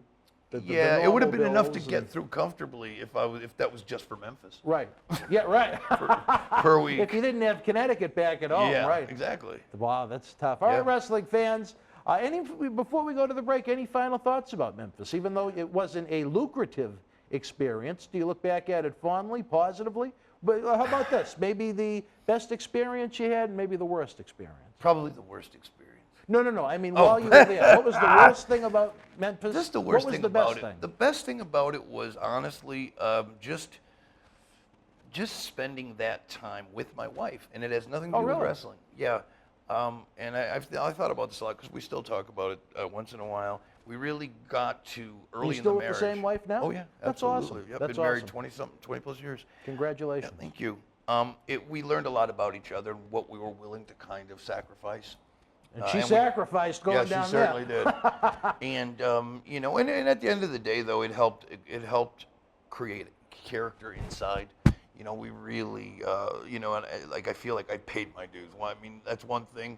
Is sometimes I think veterans to younger guys may act like we know everything, and you know, and we look smarter than thou and almost cocky. But there's reasons why we sometimes, because we've all, if we've been through those territories and come up through those times, everyone has that story of really having to sacrifice and pay dues, both financially, physically, mentally. We don't talk about mental health ever, but mental health was a huge problem. And think about the guys that didn't have the luxury you did of getting that WWE stipend, that were trying to live life off of those $40 payoffs. You couldn't. I mean, there must have been hotel rooms with guys, I'm just guessing now, that would have 6 to 8 guys just to try and to get through. And this was a thing, and I know in this day and age you shouldn't even say it, but back then, the only way to survive in Memphis was to get a girlfriend down there, which was a wrestling fan. He said he needed him and Mustafa. If there was a young lady down there that were fans of the boys, you would hook up with one of them and you know, sleep at their home, and you know, they'd drive you around and feed you, because you couldn't. $40 a night, I can't get a pack of smokes and a value meal, you know. Wow. So yeah. It's amazing that it survived as long as it did. It is. That territory. And everybody made it wasn't just me. It was the Steve Austins. It was the Undertakers. It was, you know, can of tuna, man. That's what you're eating for the day. A lot of that going around. Well, isn't it nice, though, no pun intended, that your wife gained so much, quote unquote, credibility by being with you, that she was willing to sacrifice so much to be with you down there? That says a lot about her, too. It really She sounds like a nice lady. She is. God bless her. And the worst thing, I guess, is going to be the money. Yeah. All right. Well, so wrestling fans, we learned a little bit more about the pre-ECW Just Incredible WWE, WWF, I should say at that point. Vince McMahon had an idea. Let's try and repackage him. Let's get rid of that Aldo Montoya Portuguese Man of War look. And then ECW said, you know what? He might be a great fit for Finn. Not Finn. He might be a great fit for Philly. Right. We'll hear more about that after this brief timeout. Wrestling fans, we warned you this day would come. Unfortunately, we're running out of original episodes of Wrestling Insider's Party with Marty each and every Thursday night at 10 p.m., but we're starting up that Indiegogo. You can help the cause. You can help Marty's show continue each and every week. Nobody does it like Marty. We had an incredible time with him at our 20th anniversary bash, November 13th at Memorial Hall here in Melrose. We want to have the good times keep on rolling, but we can't do it without you. Look for the Indiegogo link in the comment section below or across our website and social media platforms. We have some great perks, great rewards where you can even meet Marty himself. There's nothing like it. Since July of 2020, every week we've brought you the show. We need your help to keep on going. We tell you, without wrestling fans, there is no professional wrestling, and there's no better time to help the cause now. Let's keep Marty rocking each and every Thursday night. It hits different live with WWE Super Show. Don't miss an epic main event. Drew McIntyre and Kofi Kingston, King Woods, The New Day, Roman Reigns, and the Usos in a six-man tag team match. Will the new arrivals on the Blue Brand disrupt the dominance of the Bloodline? It's WWE Super Show in Boston, Sunday, January 9th. Tickets and Superstar Experience packages on sale now. Wrestling fans around the corner, around the world, I'm Dan Marati. And I'm John Cena Sr. Johnny, the momentum here in Boston wrestling continues as we continue to build and build and build. The fans want to know, how do we help? We subscribe to the Patreon, but we see all the great merchandise on that set. Coronavirus may have killed the nightlife, especially for someone like Marty, but our acclaimed eBay store is open 24/7 around the world. Wow. Check it out. On October 28th, 2020, wrestling's scariest night was back with WWE NXT Halloween Havoc. This limited edition collector's autograph poster is number 12 of only 100 produced and is signed by all 9 superstars featured on the poster, including Johnny Gargano, Damian Priest, Candice LeRae, Io Shirai, Dexter Lumis, Cameron Grimes, Rhea Ripley, Raquel Gonzalez, and your Halloween Havoc host, Shotzi Blackheart. Comes with WWE authentication hologram on the back. You'll also receive an on-air thank you from WWE Hall of Famer Mr. USA Tony Atlas and a bonus mystery autograph photo. Help keep wrestling legends working. Get this awesome collectible now. Wrestling fans around the corner, around the world, we invite you to join former ECW World Heavyweight Champion Just Incredible, also Aldo Montoya, from the WWF New Generation era in the mid-90s for a live episode and cyber autograph session for the Paul Bearer Holiday Headlocks Toy Drive this Saturday night, December the 4th at 7 p.m. Eastern Standard Time. Get ready for Wrestling Insider's Extreme as we help Santa update his GPS to find every kid this Christmas. Order your 8x10 photos now. Visit BostonWrestling.com. All right, wrestling fans, welcome back as we continue with Wrestling Insider's Extreme. I love this new series. Everybody's talking about it. Our new Tuesday night tradition after NXT goes off the air. NXT has those strange new colors now. You know, they took the gold and black from us. We had that since 2001. But you know what? They've been good friends to us, so no offense, no offense. Yeah, the new colors, though, I don't know if you've seen the new NXT logo. I have. It's what? A little different, you know. I don't know. That's being generous. Yeah, I don't know. Well, only time will tell. Time will tell, exactly. It could turn into, as I sit here laughing at it, maybe one of the great ideas they have this year. Who knows? We have to wait and see how it plays out. That's it. As far as how it played out, though, okay, the end of the 6 weeks come. You said Paul Heyman went to Vince McMahon specifically to request you. Yes. That must have been a hell of a Barry Horowitz pat on the back to yourself. That must have made you feel pretty good that you were wanted by one of the top promotions in the country. I mean, Chris Candido certainly helped, you know, and we'd had that wonderful experience in WWE together. So, you know, that's really what did it, you know, and we'd had fantastic matches. So, you know, and Paul was looking. Paul was, you know, really looking, I think, for new guys coming in, especially with, I think they'd had one pay-per-view already prior. So he was looking, that was the first one. Right, they did two. They did Barely Legal, and then the second one was it Heat Wave '97? November to Remember. I think that was your first pay-per-view. Yes, that was the second one ever. Well, no, there was Barely Legal was the first in April of '97, and then I think there was one in August, Heat Wave. No, that or was Hardcore 98. Heaven. That was '98. No, I know there was. It was horrible. I think it was in Fort Lauderdale, and it had horrible lights. And they let Jake come in, and they let Sonny come in, and that Tampa one with Jake as a special guest.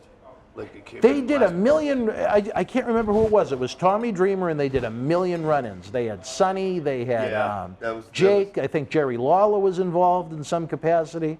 Yeah. What are you Googling? You cheating? Yeah. You cheating? I'm pretty sure. I would bet you $10, and it's on video. It's on video. I'll bet you $10 that there was a pay-per-view in between Barely Legal and November to Remember in '97. All right, let's see. Let's see. Fans at home, play along. We'll play the Jeopardy song, even though there's unfortunately no more Alex Trebek.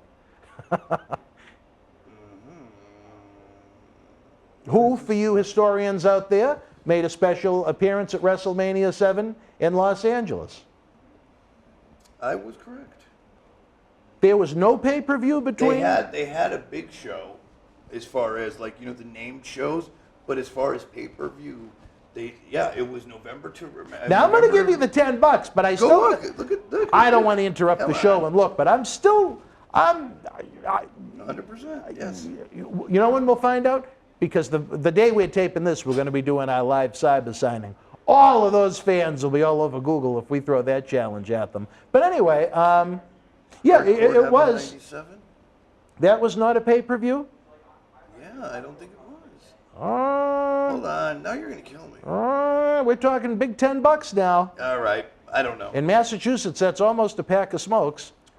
Here's what it says. What's it says say? November to Remember, Hardcore Heaven, and Barely Legal. Yeah, Hardcore Heaven was August. But then November to Remember? So that would have been the third one. Yeah, I don't remember that. Because that was Mikey's first match.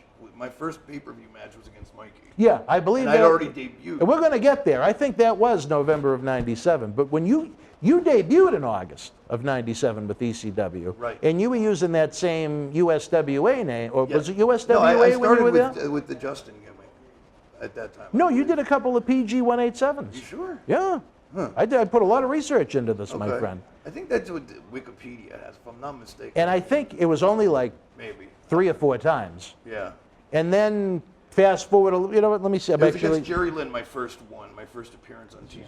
You did a job to Chris Candido your first night in Queens. As PG 187. That was Aldo. I had the Aldo gear and threw out the mask into the crowd. And then you became PG 187? The next day in Philadelphia. Well, the notes could be wrong. But how about this? Simply, maybe we have a couple of the specifics wrong, but take us back to that great date for you, August 21st, 1997, Queens, which turned into a hell of a venue for ECW, and you're in there with another guy that was given a shit gimmick by WWF, a guy that could really, really, really go. If he came along in this era, imagine what Chris Candido would be doing in his prime, would be doing in 2021. But your memories of your first night in Queens with that rabid crowd, scary. I'm sure they knew even before who was coming out.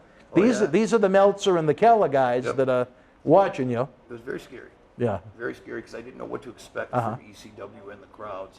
And the whole shtick was I came in with the mask and the Aldo gear. And Heyman wanted me to cut a promo and say, I blasted all of the WWE and the gimmick. And then I took the mask on, threw it out there, and put on an ECF&W shirt and said, I'm here to, I'm ECW now. And so I had the match with Chris, which was a decent match. The crowd was on me hot and making fun of the gimmick. But the match itself was good. And, and I think he won that night. I put him over. And but it was I remember being very intimidated. Yeah. Very intimidated because it was so different.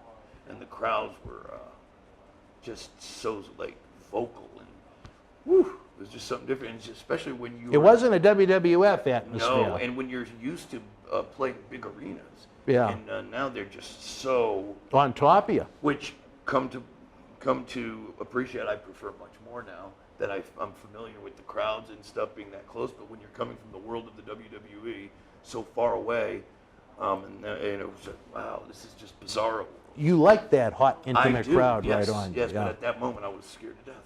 A couple of weeks after Queens, right down the street, again, it was the home of our first live event in 2001, but you worked Wonderland Greyhound Park, Yes, Revere, Massachusetts, yes, the yes. home of the coolest incident, Yep. and you went over on Jerry Lynn, but that night you were PJ Walker.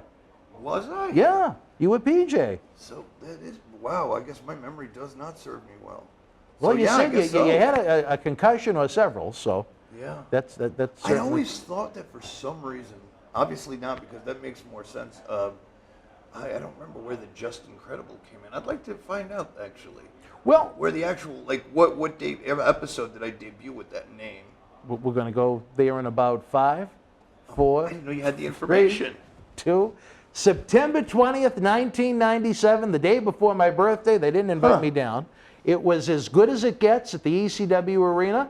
That's and so Jason Jerry Lynn. introduced you. And that's the night I wrestled Jerry Lynn again in ECW? Was it Arena? EC? Yes, you did, as a matter of Okay, fact. maybe And that's that's when they renamed you Just makes sense. Incredible. Okay. I remember Queens with Aldo, being Aldo and wrestling Candido, but for some reason in my mind, I thought it went Friday from Queens to As Good as It Gets.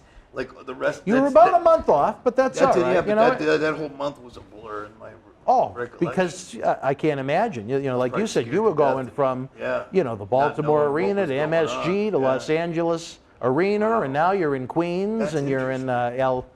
Plymouth meeting, and Yeah. Some great buildings. Though, Yeah, I'll tell you. absolutely. Yeah, I'm not knocking them. I'm just saying. As a matter of fact, I got hired right up the road here for the WWE with Vince McMahon offered me my job. What was that? Lowell? Lowell, Massachusetts. Lowell the Memorial Auditorium. Yeah. What a beautiful venue. And he first of all, I was PJ Walker still, and just real quick, it's a hell of a story. And you know how they have all the American flags. And Oh, yeah, stuff, yeah, and yeah. they're lit up. And this is during the Raw taping. It's nighttime, and Vince takes me outside to talk. And it's like, During the taping? Yeah. Wow. He walks me outside. That's very you know. impressive. And we're sitting there talking, and he goes, PJ, you know, like what you've done, blah, blah, blah. And he goes, you know, the WWE, or WWF, he said back then, it was WWF, we're considered the land of opportunity, much like the American flag, you know, that gives the whole land of opportunity shtick as he's pointing out the flag. He goes, PJ, we at the WWF, we're going to give you an opportunity. Would you like to take this opportunity? I'm like, what do you think, Vince? You know, but he did that whole spiel of making you look up, and that was right up here at Lowell. Really? Never forget that. Yeah. What a- scary too, to have the old man like it felt like a mafia. You and him alone outside Felt like a mafia. while the TV taping was going on. We expected someone to come up from one of the production trucks from behind and put an end to that's you. what the difference was back then. Where that could happen. Well, yeah. but no, so like you know the younger guys and gals don't have the opportunity for the one-on-ones that we had. And I know Where it's it's a so different- big now, It's yeah. a different business, but you know this was pre-steroid trial and all that, you know, and it was just it was cool though. It was great to have that, you know. I never knew that the opportunity that you got as Aldo came beginning here in Lowell. Yep. Again, for whatever reason, other than Madison Square Garden, I love to see a wrestling event in that venue. NXT has had, and I know we mentioned, I think it was on one of the previous episodes, you know, oh, you don't go and pay for a ticket and whatnot. WWE is very gracious in having us as their guests, but some of the NXT house shows they've had at Lowell Memorial Auditorium the past few years are just, from top to bottom, just outstanding. And you can talk about size. The auditorium, huh? NXT does, yeah. Oh, Captain Lou is laying the law down. Did it fall off? I don't know. Do believe you? it did. Oh, well, I'm gonna guess that's why. Oh yeah, it's right by my leg. This thing keeps going off, and I don't know why, because it's off. It's on buzz. Fucking viruses. That's what it's going off on. I'm telling. Where are we in this segment, Captain Lou? Since you're out here, there's about it. Well, you know what? You could have given us the signal a little early. Oh, all right. Well, again, I'll praise the Lowell Memorial Auditorium as you make your way back to the booth. Thank you, Justin. Yes, sir. Thank you. Sorry. That's all right. You should see where the microphones wind up sometimes. The Sheiks have wound up in other part, across the room at different times. But yeah, I look forward to, after we go through the ECW series, obviously there's a great WWF chronological life for you, for us to talk about. But that's down the road. We're Tuesday nights. We're Extreme, baby. So as good as it gets, yeah. So you go over on Jerry Lynn, you're introduced as this new character. What do you think the first time you hear Justin Credible? I thought it was a really cool name, but... I thought it was a bit too much. Did you? I did. And now I didn't, because I didn't see what Heyman saw, right? I was a bit nervous because everybody seemed so cool, and Justin Credible almost seemed very cartoonish, and I just came from a cartoon gimmick. You didn't want cartoon. No, I wanted it, just to be as realistic as, because I thought everybody else was being so authentic and so realistic. So I was scared. I didn't say anything, of course. I'm not going to go against the great Paul Heyman. No pun. I'm not being funny. I'm being serious. Sure, He came up with some great ideas. So I didn't want to rattle anything. So I just took it, and as I saw, it started to become more and more natural. But what Paul had in mind really wasn't where it ended up going, because he intended the Justin Credible gimmick to catch on with the fans, but what he had intended was like fans to be chanting Justin arm drag or just a headlock, like stupid stuff like that. He was trying to get a chant out of it, and I kind of didn't want to go there. So in a way, I just tried to. It's good that it didn't. Yeah. I tried to kind of navigate away from the silliness. He wanted to make it a chant to go with the character, and I saw it as a little more serious. I don't ever remember a chant catching on, though. It didn't. Good. The only one that did was the Justin asshole. That's all right. That fits. But he was headed towards one of the bunch of those, and me playing off of them. Yeah. Which I'm glad it didn't. Like you were Bobby Heenan being called Weasel or something like that. Right. Yeah. Now, to me, as someone watching it, I thought, wow, a name like that, that's a guy that's going to get a main event push. Yeah. But granted, I enjoyed your work as Aldo to begin with, so maybe I was just hoping that's what it was going to be. But as I watched it, just as someone that tuned in at, I think it was 1 o'clock in the morning on the Spanish channel here in Massachusetts. I thought it was a gimmick that was going to get a good push when I first saw it. Yeah. Now, what did you think about having someone like Jason as a manager? When you look back at the great managers of pro wrestling, I don't know what you think of him personally, but as far as professionally, not someone looked back at as one of the great managers in the history of pro wrestling. No. Someone that really didn't add much at all, other than the fact that he had a physical presence. He wasn't much verbally. Yeah. I was very, very displeased, but I didn't show anything towards it. I just figured do what anybody else in that position would have done, and that's just kind of no sell him as much as possible. Like not to be a jerk, but kind of like if you almost make him irrelevant. Right. Paul could bring him out, put him out there with me. I'm not going to play to him. You're not going to sell him. Yep. Right. But then eventually some stuff started to happen, and I understood that even though he wasn't getting heat for me or he was a great asset to take chair shots and cane shots that I did not want to take. Well, then there's and that. as a heel, I could use that. Yeah. So then I started and it's a great thing to build for more matches out of that, because at first you get the manager, but you didn't get the heel, you didn't get the villain, you didn't get the antagonist, and you can continue a chase out of that. And then I warmed up to him a bit more, and I started to understand more of where this could go. And the later incarnations of Jason and I was quite happy with. When we did the Impact Players with Dawn Marie and so forth. But yeah, it was a bit weird at first. It was kind of almost like very unlikely to even work. Like, what's the reason that this works? It was very, and come to find out, him and Paulie were like best friends for a very long time. So they were close? Very close, yeah. Well, that maybe explains why he was around so long. Yeah. To me, other than maybe what you just said, I didn't think there was much there compared to some of the great managers that you'd seen in WWF and so on and so forth. Yeah, and but just one man's opinion. Yeah, and you're right. And they also had the city connection.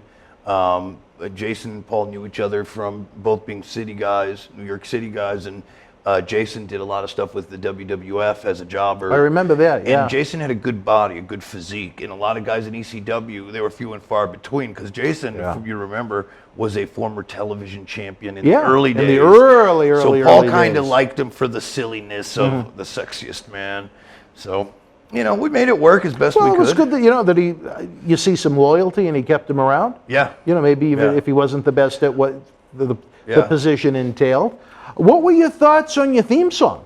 Where'd that go? Was it something you picked? Did they pick it? Paul picked. He picked it? Yeah, that was all him. You know, which I give him credit. Paul was very good at kind of getting a feel for music and the vibe of ECW, because all those songs that kind of came out of that generation and those videos, those montage videos and clips, I mean, that was some great stuff. He had all kinds of classic, you know, Alice in Chains to, you know, whatever was out there. I mean, just on top of it. Soundgarden, you know. Al, the song that Al used, I thought was perfect for him. When he was doing the head. What the hell was that? Oh. Was it Fire? Firestarter. Boom. I just thought that fit what he was doing at that time perfectly. But it's unfortunate now that when you try and go back and at least through WWE Network, everything is dubbed over with the music. Which is such a shame, because that's what really made it added to the atmosphere. Yeah, it added to the atmosphere. When you watch a New Jack match back, and you know, you watch the stuff, it's a shame. Yeah. You know, to really get the full feeling of it, you have to get the old videos from like RF or YouTube or something like that. It's a shame. Yeah. What was your first thought pulling up to that ECW arena? I mean, I'm sure you heard stories about it. I had, funny thing, I had been there before. Oh, did you? Yeah. Okay. Not as a wrestler. Well, I was already a wrestler, but a friend of mine who was from Detroit, John Pee Wee Moore, Little Pee Wee, the referee. The referee, yeah. We were pen pals somehow. Like, we knew Scott D'Amore, like that kid Brett Farrell that went to Calgary with me. Long story short, he knew Pee Wee and Scott D'Amore were friends. So through Scott D'Amore, who I became pen pals with or whatever, called him up once in a while. We were all trying to get booked. That's how it worked. Pee Wee got a hold of me, and he decided to come all the way from Detroit to pick me up in Waterbury, Connecticut, driving, to go to an ECW arena show. Wow. When Sal Balomo was there, and it was like Eastern. Really it was Eastern. Eastern Championship Wrestling? Wow. Yeah, and they were already, like, I think Sabu was starting to go there, and Pee Wee knew Sabu. So it was just kind of a way to meet some people there, like, and I didn't know anybody. So you weren't even with WWF at this point? No, this was just maybe doing jobs? This was pre-WWF. Yeah, maybe doing some jobs and stuff. Yeah, I didn't know anybody. Wow. So yeah, that's a cool story. Early on. Yeah, never introduced myself, nothing. Just kind of stayed in the shadows and very shy. Yeah. I remember even in those old, a name that we tossed out in one of the episodes, Tony Rumble actually did a color commentary way back. I think it was December of '93. He was going down and doing the color commentary for a few episodes. Yeah. Wow, but for whatever reason, they decided to go the route of the one-man show, and I think that worked. Yeah. To be honest with you, I think sometimes less is more. I mean, right now, even on the new AEW show that's 1 hour long, they have 4 commentators, and it's like, how do you how do you talk? Yeah, that's a bit much. Yeah. If it was a 2 hour show, 3 hour show, I could understand it a little more. But 4 people in a booth for a 1 hour show, way too much. But anyway, I think there's a lot of commentary woes in wrestling right now. But that's a different story for a different time. Yeah. I still think that when you tune into that wrestling show, and again, this just has nothing to do with what I even wrote, but I think when you watch that wrestling show, the person providing the soundtrack, it's almost like your friend that you're sitting there watching it with. You know what I mean? Absolutely. And if it's someone that you don't like or don't want to listen to, or it doesn't sound like they know what they're talking about, like I always do, but to knock poor Michael Cole, I think he's great at voiceovers. Yeah. I think he's great when they do interviews like this back and forth.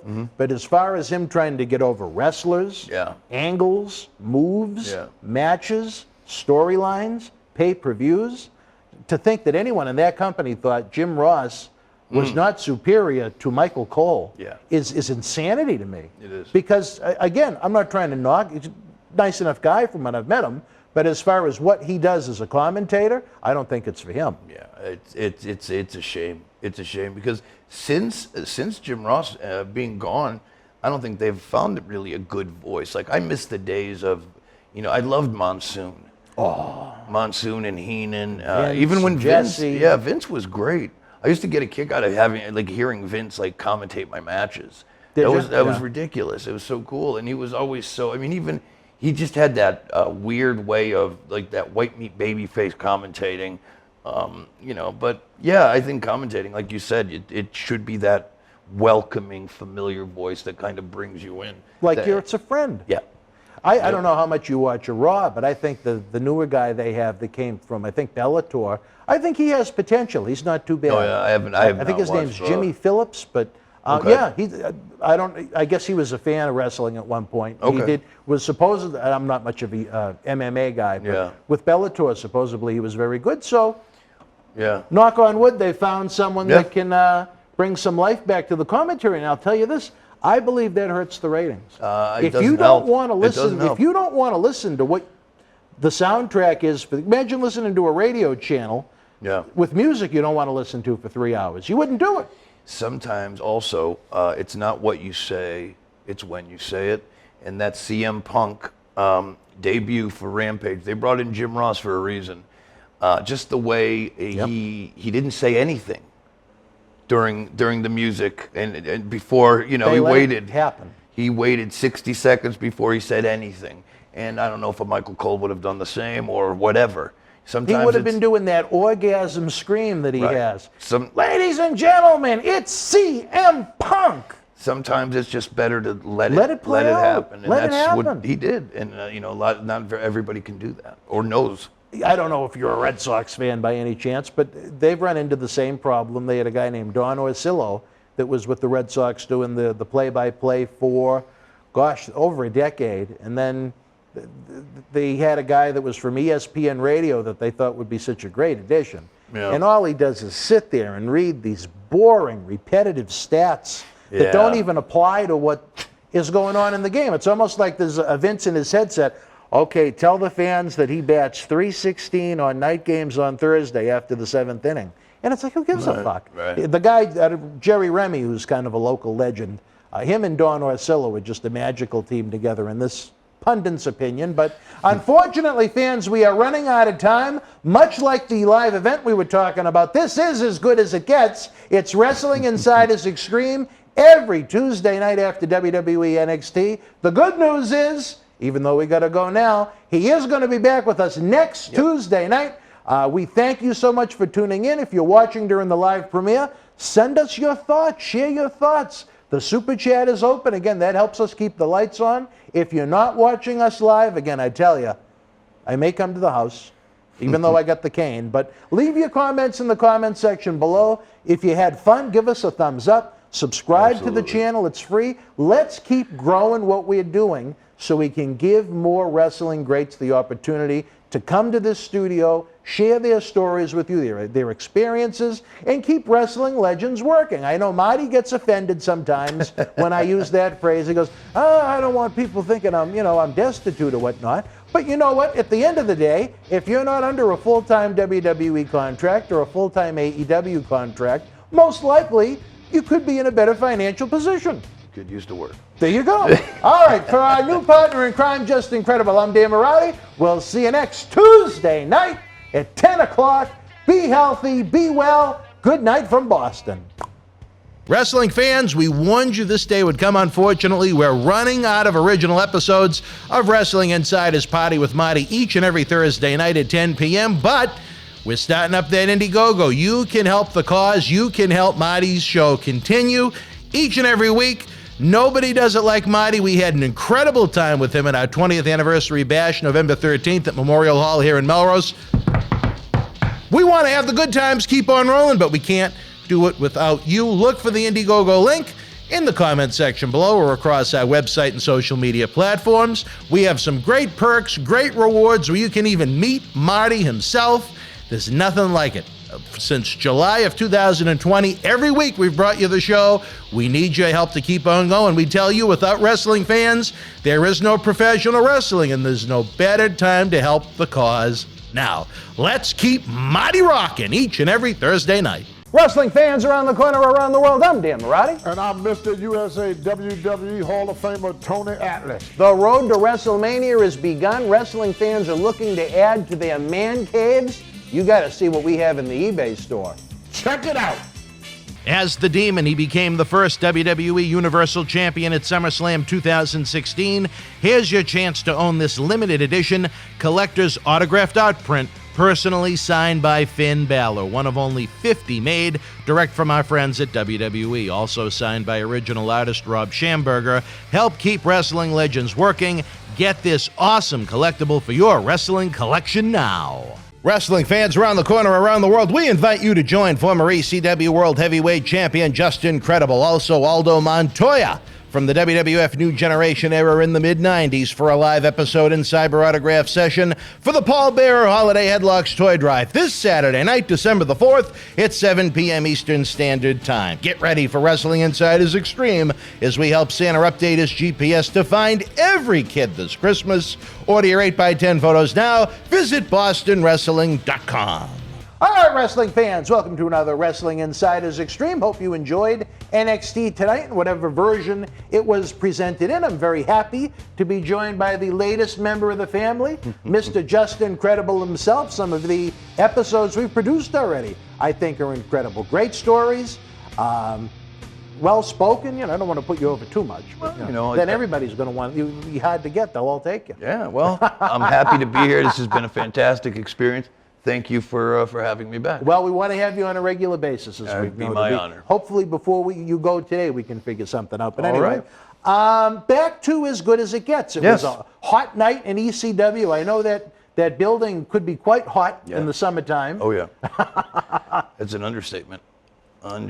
If fans maybe didn't tune in last time, As Good As It Gets, September 20th, 1997, it was your official debut as Justin Credible, with Jason as your manager, I guess maybe to give you a little credibility right away. Yeah. It was your second experience, but your first time as a wrestler at the arena. One thing that went on that night, I don't know maybe where you knew how much you knew about the story, was the absolute brutal, bloody beating that Bill Alfonso took from Beulah that night, where apparently, I don't remember if it was Paul Heyman, but I was told someone within the hierarchy of ECW was able to tap into Fonzie's voicemails and heard his exchanges with WCW officials.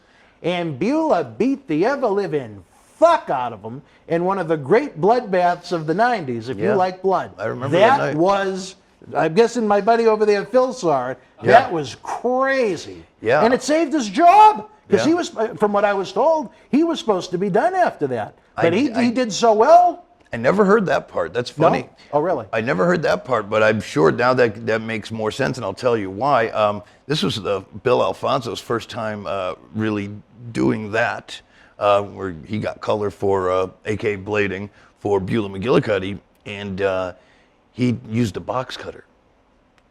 And who do you think he was? New Jack? All I know is that's not something you would want to do. No! And in trying to do a good job to put Beulah over and make her look like $1 million, he went a bit too far. So that's, I guess, the point that's of an understatement. So yeah, I give all the hats off to her, because I saw her in the ring. She was struggling to continue with so much blood, and we almost lost Bill Alfonso that day. Because if he'd have lost if he lost a lot more or any more blood, it would have been, he had to stay for a while in the hospital, I believe. I was just going to ask you, did he need medical attention? He needed to get more blood. It was crazy. Yeah, that wasn't the intention for sure. The personification of ECW was that beating that he took from, a very slight, beautiful woman. Yeah. Beating the shit out of him with the trash can. Yeah, I'll never forget it. That was, to me, the highlight of the night. Nothing against you and your debut. None whatsoever. I mean, that's just what a memorable ECW moment. You still remember it yourself. So. Yeah, I remember where I was high up in the Eagle's Nest watching it, and there was just a calm but a friend's. It was weird. It was the weirdest thing, because fans knew they were watching something special, and they were like, there was a rumbling going on, and they would react to the moves and whatever, but there was still like a caution, like, oh shit, like, did this go too far? It was weird. Did you think to yourself at that point, what the fuck did I get myself into? Yeah. Yeah, a little bit, but. Bulick and Rana, there you go. But I tell you this, as a teenage Dan Marati, what a beautiful woman Beulah was. Very beautiful, yeah. Oh, and even I've seen photos of her in this day. Yeah. Tommy Dreamer married well. He certainly did. He certainly did. Lovely, good for lovely him. young He's lady. a good guy. Yes, he is. Early on your ECW run, you mentioned, we talked about it earlier. What were your memories of your early matches with Jerry Lynn? I mean, you talk about maybe one of the most underrated, quote-unquote, workers of this generation. Yeah. I mean, nothing spectacular about him, nothing with, quote-unquote, superstar appeal. But when that bell rang until that bell rang at the end of the match, Yeah. you're talking about outstanding. I mean, he was the personification of professional, as talented as they come. Somebody like Jerry Lynn could wrestle anybody, and if you have just a little bit of talent, he will make that talent look even greater and better. You could tell even the matches he had early on with X-Pac, Sean Waltman. Up in Minnesota. Up in Yeah, Minnesota, those indie shows. Yeah, that got yeah. him into Global, which was a small Texas organization, Global Wrestling. Yeah, Bill Eadie helped with that, yeah. Yeah, and I mean, he could go, man. He could really go, and I was blessed to work with Jerry because he just made your life easy. I don't think I'd ever worked with anybody, and I was in the WWF prior. I don't think I had ever worked with anybody that was that good all the time. And that's saying a lot, because I was in there. You were with some of the elite talents in the world in WWF. Yeah. Maybe not as far as spectacular moves, so to Right. speak, but as Right. far as working goes, absolutely. Yeah. So you learned a lot from Jerry Lynn, huh? I learned that, this is interesting, even though I was in the WWF, I learned that I could wrestle a guy that has the similar ideas that I do, that I could have the matches I wanted to have. Because in the WWF, you were very much restrained to a certain style, and you don't want to do too much to upset the main eventers. You got to kind of know your position Know on your the card role, and as know The your Rock role, would really. say, yeah. And working with Jerry, it's like the light bulb went out. It's like I could really go out there with this guy, trust him with my body, and have the matches I've always thought I could have, know I could have, with somebody that is quite similar and wants to have the same kinds of matches. So it was really refreshing and awesome. And it was a feud in some ways that went on almost until the end of ECW. very much so. You guys Absolutely. always seemed to reconnect in some way, shape, or form, and the matches were always great. Yeah, Night off? No, not a night off, but not that they were painful or anything like that, or risky for that matter, I'll even say. But you knew you were going to put in a performance. He kept on your toes.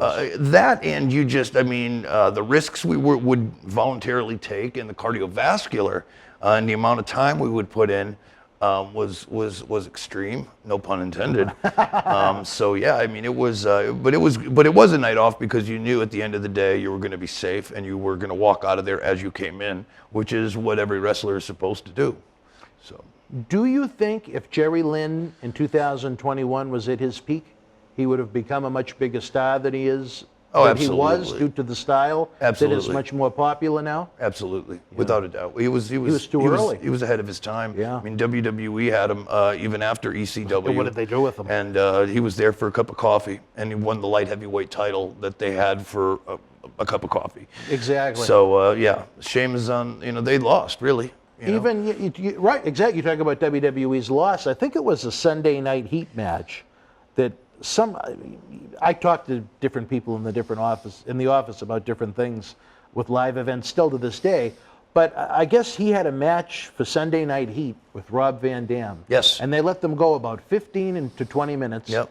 And by the time it made it to TV, it was about 4 minutes. Right. So I mean, you took something great away from the fans just because they didn't want to push Jerry Lynn, which was sad. Yeah, and I don't think Vince McMahon at the time, or quite frankly, even still today, has to him, the vision is not the product in the ring. It's the storylines and angles moving forward. And I think for a long time now, I think it's been almost 20 years that he's missed out on what the fans truly want to see. And that's a combination. They want to see the characters, don't get me wrong, and the storylines, but they also want to see that battle in the ring. Wrestling as an art form is really, I think, the WWE in general, that's an underappreciated art form in their eyes. Even though the wrestling the guys that are there, the legends that are backstage will tell you, that's not the case. But I think it's a bunch of political BS. I think very much what they do in the ring is underappreciated, where the fans, believe it or not, want to see that more now than ever before. It's like Rocky, it's like Creed, that's what they're tuning in for. I think I don't want to go off on a completely different road, but the comedy to me is a killer. Yeah. I think it takes away from the credibility of the talent. I think most fans, when they tune in, and I think that's why ECW was so beloved, there could be serious, dangerous people that would do humorous things from time to time. Right. But unless it's someone with very little talent in an undercard role, I don't think you should have the ha-ha guys around. No. I think it kills the credibility of everything that the serious guys are trying to do. It does. And one man's opinion. And what it does too is it just really goes to show you how bad they are at writing comedy. And quite frankly, if we wanted comedy, we would watch comedy. You wouldn't watch pro wrestling, right? And wrestling stopped being funny since the days of Bobby Heenan, which is a shame. But that's partially because they've never pushed anybody like that. Yeah. A, there's nobody like Bobby Heenan. Right. But two, there's nobody's come along doing that because nobody valued it. So all of a sudden they want to create skits that are funny, and all you get is guys trying their best to be funny, which usually are channel changers. And it's usually the best laugh you're going to get out of something is something that comes organically. Right. Something that they're not scripted, that just, whether it's something you're just feeling in the ring with the fans or feeling with your opponent. Steve Austin could do things that were funny. Oh, yeah. And he was kick-ass, badass, Stone Cold Steve Austin. But when you see these top guys they present as idiots, they have no credibility. But again, no pun intended. But again, the way you got there with guys like Mick Foley, guys like Steve Austin and The Rock, were unscripted, off the cuff kind of improvisational moments that you cannot have in a can. These are moments that just happen that you can't plan for. Yep. And unfortunately, that's not. Listen, WWE. We always, the people the pros that write the sheets and the newsletters and the websites. Fans are fed up with the WWE, and I think so much so that everybody's just worried about their jobs. So they're writing for Vince McMahon, not writing for the masses. And if they say they are, they're lying. Instead of millions. And if you're Vince McMahon, you're saying, well, my profits are at an all-time high. You know what I mean? The bottom line is at an all-time high. He's not worried about it. But at the same time, and again, not to turn this too much into and I hate to come across negative to WWE where they're so good to me, but you look at every other metric before coronavirus, live attendance in the toilet. Yeah. House shows canceled regularly. Yep. Third-party licensees, down. WWE official merchandising, down. WWE Network subscriptions in the United States, down. Was that segment 2, Captain Lou? That's it? This is 3, yeah, I'm pretty sure. Right? We had 2 before this, and then... Well, I thought we just started this episode. Pretty sure this is 3. I'm not sure. Phil, we might need you, brother. Segment 3. Yes. This is the 3rd segment? We talked that long? I'm surprised. I'm surprised, but when it's fun and it's great and it's great. Well, that does happen from time to time, but let me just, I remember I looked at my watch not too long. You know what? Yeah, it does kind of fit. Captain Lou, again, I'm sorry. I challenged your intelligence as one of the lead stars of the Goonies as Data. All right, well, geez, that sucks, because I thought we were having a really good conversation. Right. But to wrap it up real quick, yes. To me, and I think I have a little credibility because I was there at the time with Ed Cohen doing his Virgil work. To me, I think WWE, for a lot of the fans, it died and never came back when the bell rang at the end of WrestleMania 17 when they turned Austin heel. Yeah. Then they did the WCW invasion, which was a disaster, which led to me going bye-bye. Maybe that's why I resent it so much. The ECW invasion was a disaster, and then something that could still, if done right, could probably still be ongoing now in 2021 if they ever spent the money to bring in the top WCW talent and have that real WWF versus WCW war. Yeah. You know, I was in 3 of those things you mentioned. I was at WrestleMania 17. I was part of the... Oh, you worked the dark match, or the pre-show, yeah? Yeah, I was part of the Invasion angle, and was something else you just mentioned. I was part of, maybe I was the problem in all of Nah, it had nothing, believe me, it had nothing to do with you.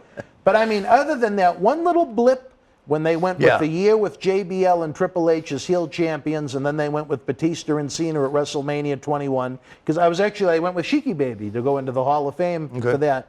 They had that one little blip where business went up a little bit for a tad, but then kaboom, 2004, it continues to 2005, go down. Yeah, and it's just sad because these people that go online and bash WWE, you know, while they do it and they come across as very negative, at the end of the day, they just want to tune into a good wrestling show. That's what in their heart, that's what they're trying to say. The state of the business is simple, and I know we're short on time, but there's nobody over.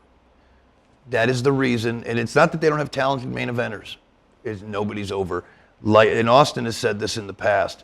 Being over and making new stars are 2 different things. Nobody's over. That's why they bring back the Edges and so many other people, is because this generation never got over. Now, you could say that's on the generation, or if that's on lack of creative, on the office's part, on the writing team, whatever, but nobody's become that next new star. That's the problem.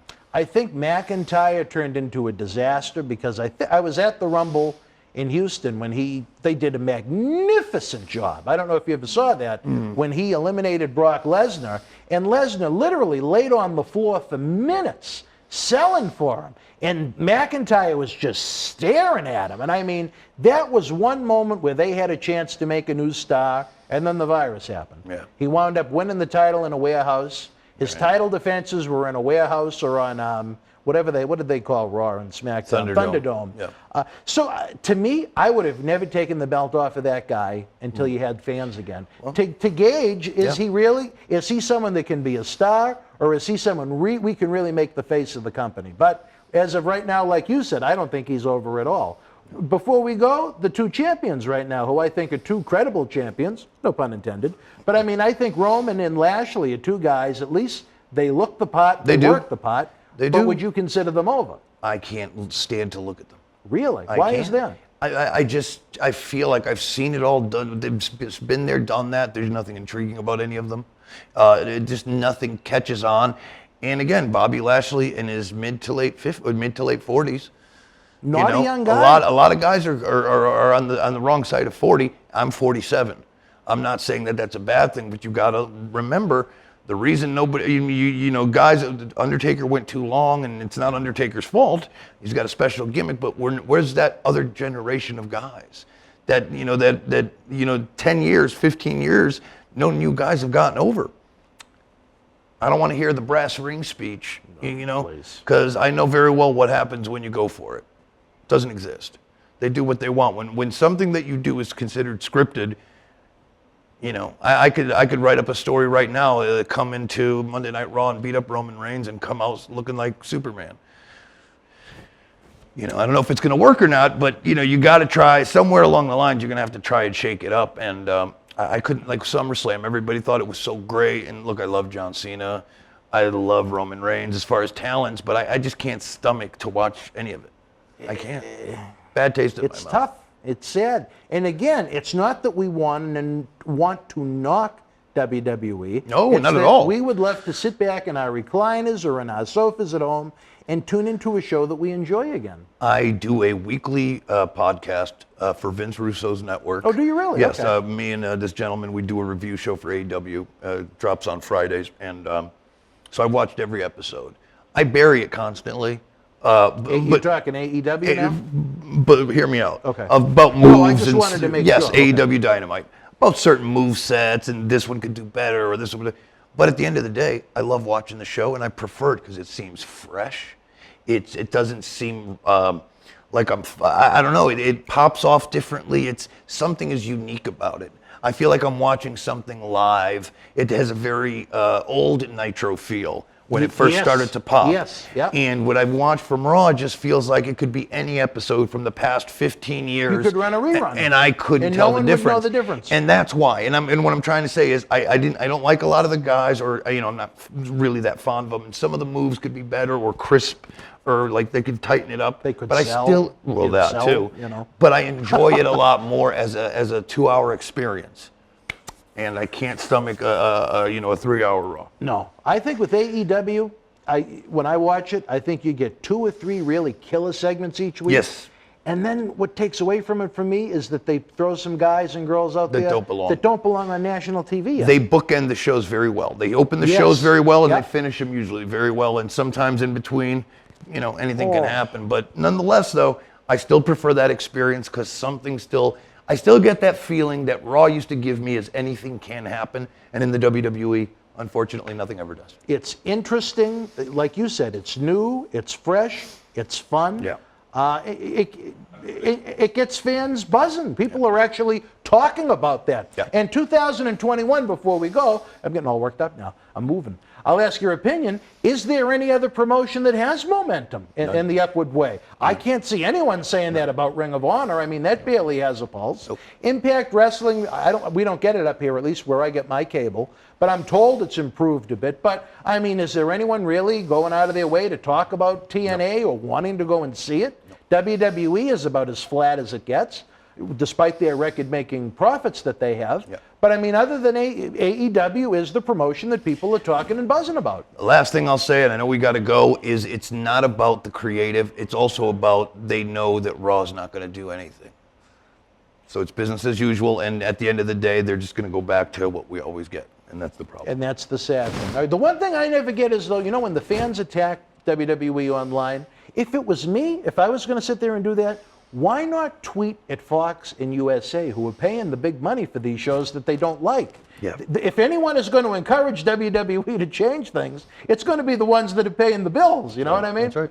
But anyway, again, one man's opinion. We're having a lot of fun. We didn't get too far at all in this episode. But for my friend Justin Incredible, I'm Dan Marati. The good news is we'll be back next Tuesday night with another brand new Wrestling Insiders Extreme. Share the news with your friends. Share the link on social media. If you're chatting away in the premiere box, we appreciate your thoughts on the show. The Super Chat button is always open for business. If you're not watching the premiere, I still love you, but you're hurting my feelings. You can still leave your thoughts on the show in the comment section below. A big thumbs up, that's free. Subscribing to the channel is free. All of those things help what they call algorithms, or whatever the terminology is, to get YouTube to showcase these great talk shows to all the fans that don't know we exist. I know there's millions of wrestling fans that have no interest in 2021 wrestling, Absolutely. but when they find talk shows like this, they love them. Our growth year to year is amazing. We need to keep it growing. We want this guy back constantly. Share, like, and subscribe. He summed it up in one sentence, and it was incredible. For my friend Justin Incredible, I'm Dan Marati. We'll see you next Tuesday night. Stay healthy, be well. Good night from Boston. Wrestling fans, we warned you this day would come. Unfortunately, we're running out of original episodes of Wrestling Insiders Party with Marty each and every Thursday night at 10 p.m., but we're starting up that Indiegogo. You can help the cause. You can help Marty's show continue each and every week. Nobody does it like Marty. We had an incredible time with him at our 20th anniversary bash, November 13th at Memorial Hall here in Melrose. We want to have the good times keep on rolling, but we can't do it without you. Look for the Indiegogo link in the comment section below or across our website and social media platforms. We have some great perks, great rewards where you can even meet Marty himself. There's nothing like it. Since July of 2020, every week we've brought you the show. We need your help to keep on going. We tell you, without wrestling fans, there is no professional wrestling, and there's no better time to help the cause now. Let's keep Marty rocking each and every Thursday night. Wrestling fans around the corner, around the world, I'm Dan Marati. MJ in the house. Future WWE Hall of Famer, mind you. Let me tell you this. I'm not in there yet? No, not yet. Okay. But you will be. Yeah, I will. You know Sean wants to be the first three-timer. Three-timer, yeah. yeah. There you go. Let me tell you, you enjoy the in-studio shoot interviews 4 times a week. It isn't cheap to put these productions together, folks. We need your No, help. because he got to pay me. Coronavirus has killed the nightlife in a lot of ways. We are night owls, Marty and I, but that's a different story for a different time. One way you can help is to check out the great merchandise we have in the Boston Wrestling eBay store. It is perfect for any wrestling man cave or any collection. That's right. Check it out. Arguably the greatest professional wrestler of all time. Get this limited edition collector's autograph print personally signed by two-time WWE Hall of Famer Nature Boy Ric Flair, inscribed 16 times for each of his recognized World Championship reigns. One of only 50 made direct from our friends at WWE. Also signed by original artist Rob Schamberger. Help keep wrestling legends working. Get this awesome Ric Flair collectible for your wrestling collection now. Wrestling fans around the corner, around the world, we invite you to join former ECW World Heavyweight Champion Justin Credible, also Aldo Montoya from the WWF New Generation era in the mid-90s for a live episode and cyber autograph session for the Paul Bearer Holiday Headlocks Toy Drive this Saturday night, December the 4th at 7 p.m. Eastern Standard Time. Get ready for Wrestling Insiders Extreme as we help Santa update his GPS to find every kid this Christmas. Order your 8x10 photos now. Visit BostonWrestling.com. Wrestling fans around the corner, around the world, welcome to another installment of Wrestling Insiders Extreme. Dan Marati, along with our partner in crime, Justin Credible, as we continue our look at the world that was ECW, the superstars, the places, the people, the events, the ambiance, so much that went into those magical years that so many millions of fans still miss, even now 20 years after the Paul Heyman version of ECW went bye-bye. It's amazing. It's 20 years. It really is something, and I say this, and I get asked quite a bit, and you know, it's something to say for what we did, and what it meant to so many people. You know, you don't hear or really see many people talking about WCW, other than maybe, you know, talk about the Monday Night Wars once in a while as a point, but you never hear a chance of ECW. Still, I did a show a couple of weeks ago, and they were still chanting ECW. So we did something right. I think it was a piece of wrestling history that will live on forever, and that's pretty darn cool. It's like Ric Flair's woos. If you go to even WWE events, if they do a table or a hardcore spot, you'll still hear ECW chants. And it's aged finer than wine, let me tell you, because I certainly don't remember the matches being as good as we get credit for, but hey, respect. Hey, there you go. It's like a fine wine. You only get better with age. But it's too bad you don't get the residuals that go along with it on the WWE Network. But that's a different story for a different time.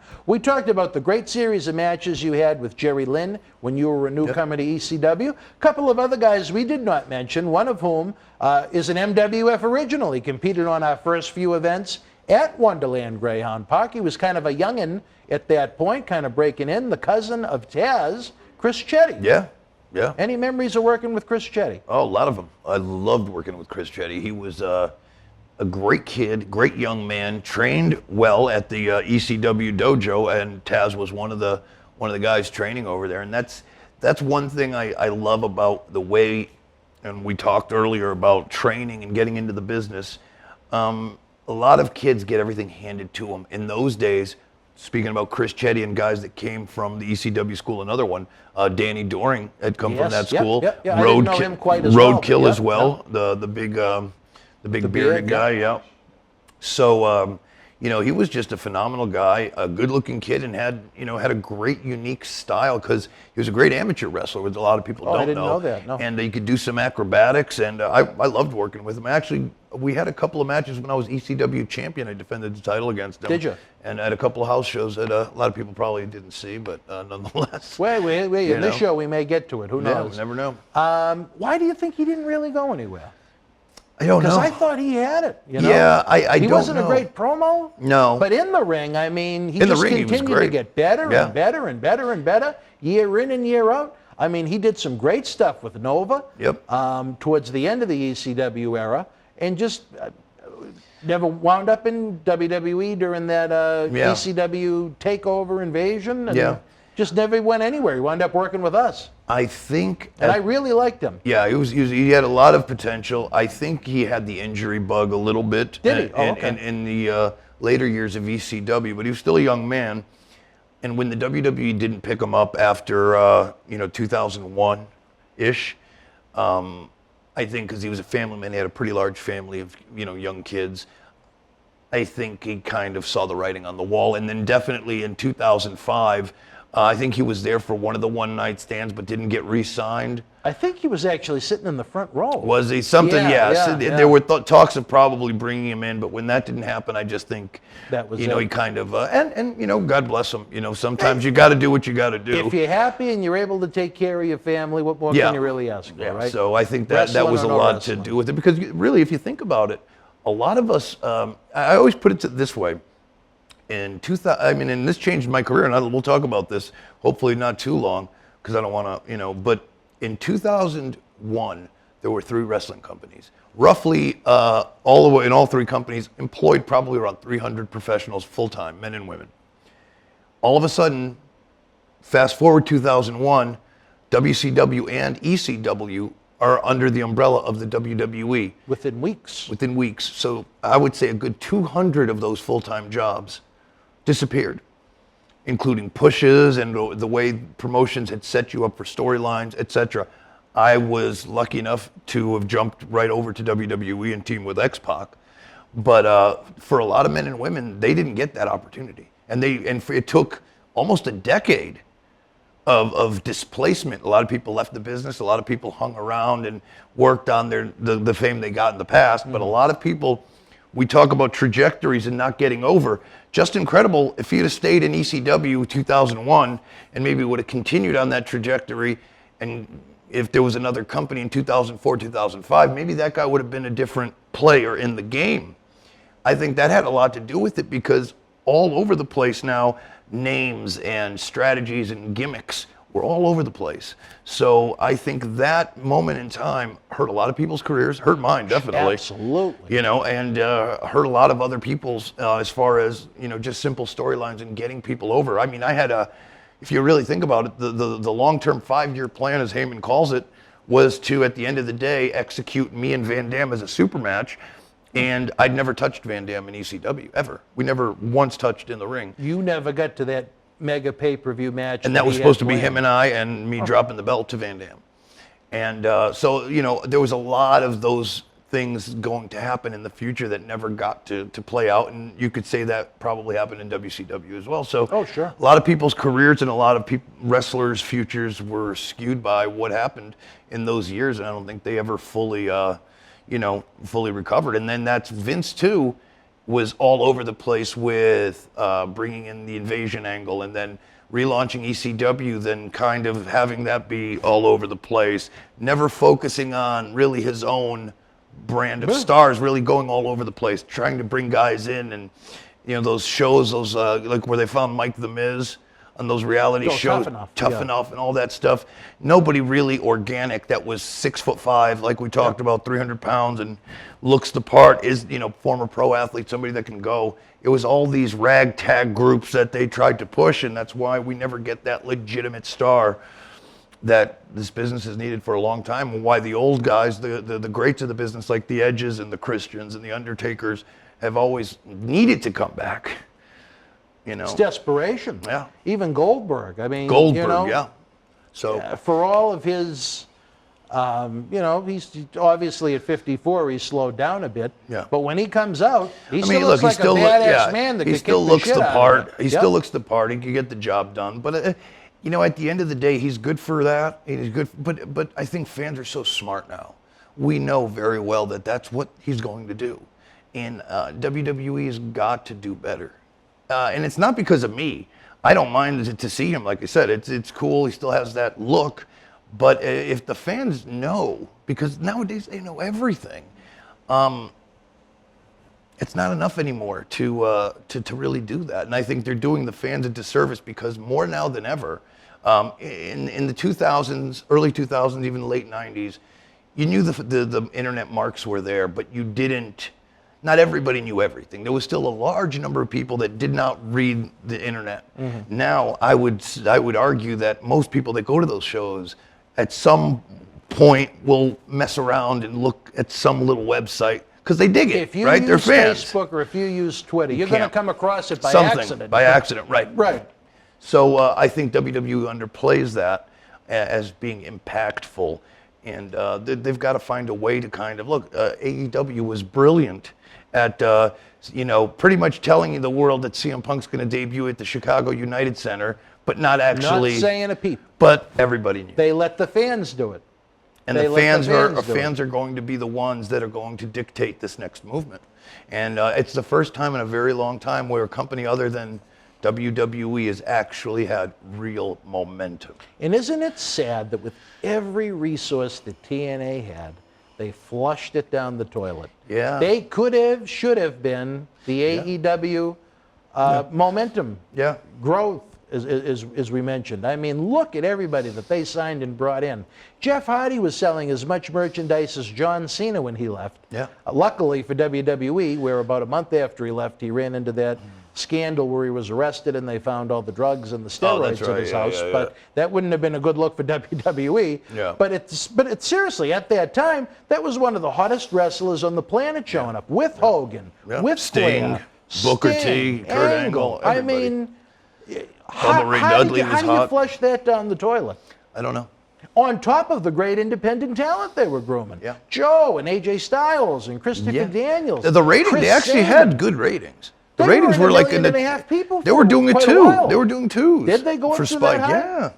Yeah. And I know people say, oh, ratings are subjective and it's different in this day and age. And sure, you know what, you're not necessarily wrong, but they had all the potential in the world to do what AEW is doing and beyond. Yeah, To have, I just- even if you didn't have them work, to have ambassadors like Hogan and Flair under contract to you, to let it turn into what it turned into. It's just sad. I just think it comes down to wrestling people always doing what they do best, and that's everybody's on deck to take the company's money.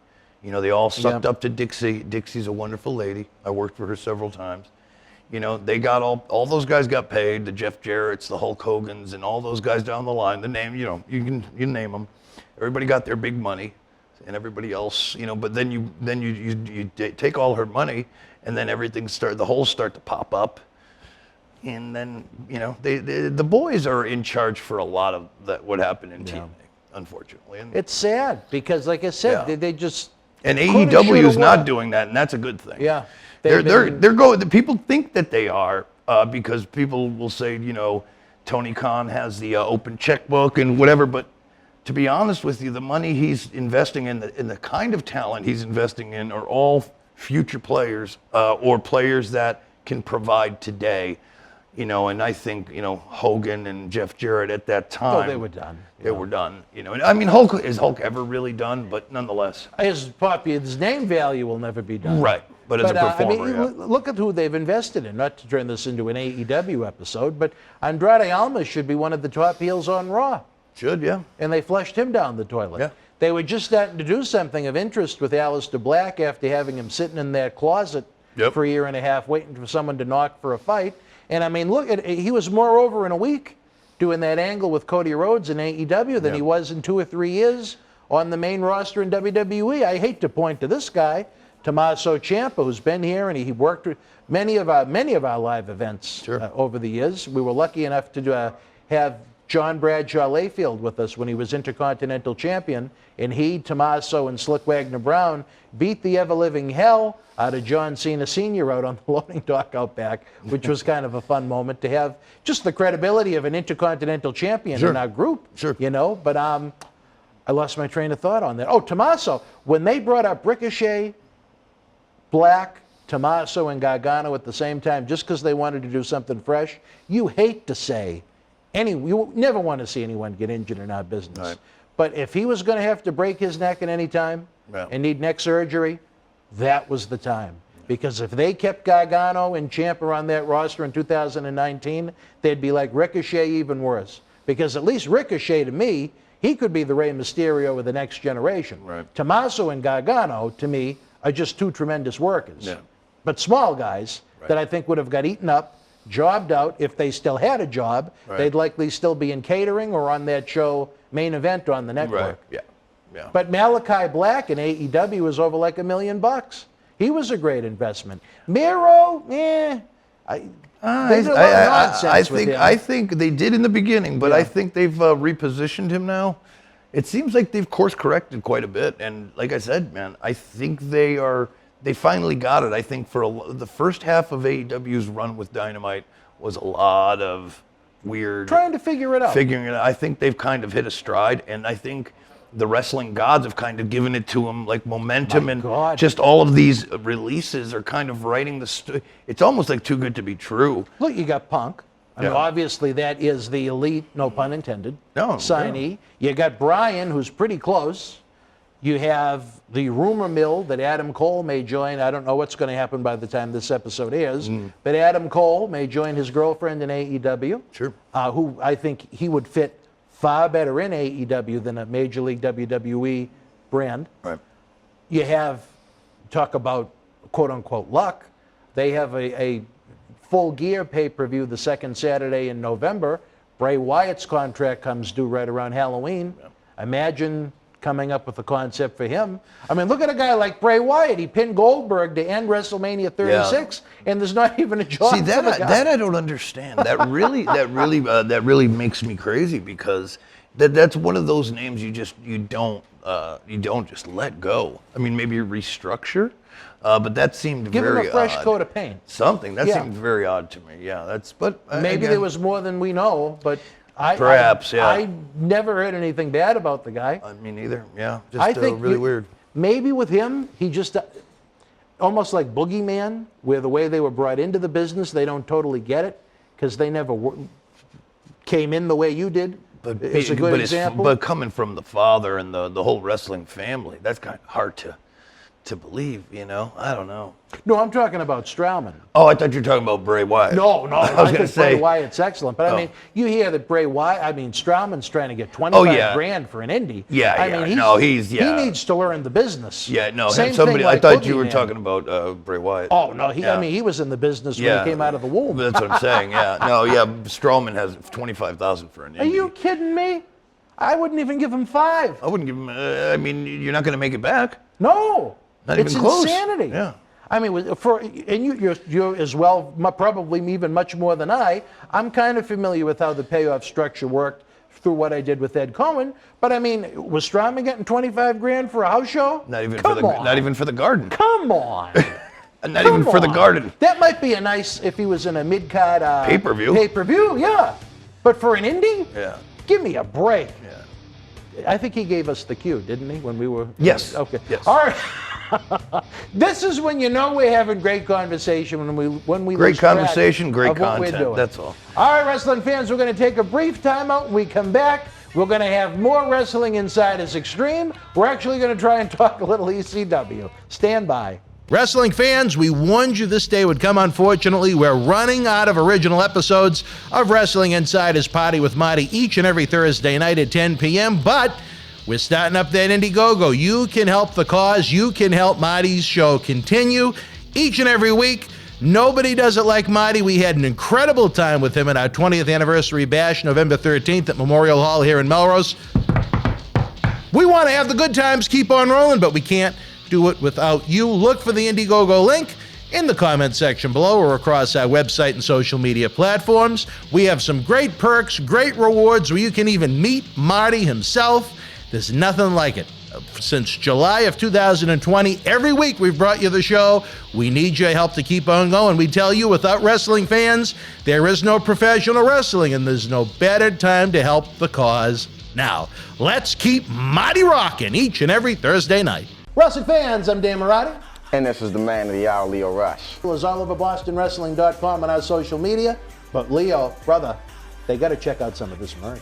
They got to. Check it out, fans, right now available on eBay. The Undisputed Era kicked ass and took no prisoners in WWE NXT. Now you can own this limited edition collector's autographed art print personally signed by Adam Cole, Roderick Strong, Kyle O'Reilly, and Bobby Fish. Also signed by the original artist, Rob Schamberger, one of only 50 made direct from our friends at WWE. Help keep wrestling legends working. Get this awesome collectible for your collection now.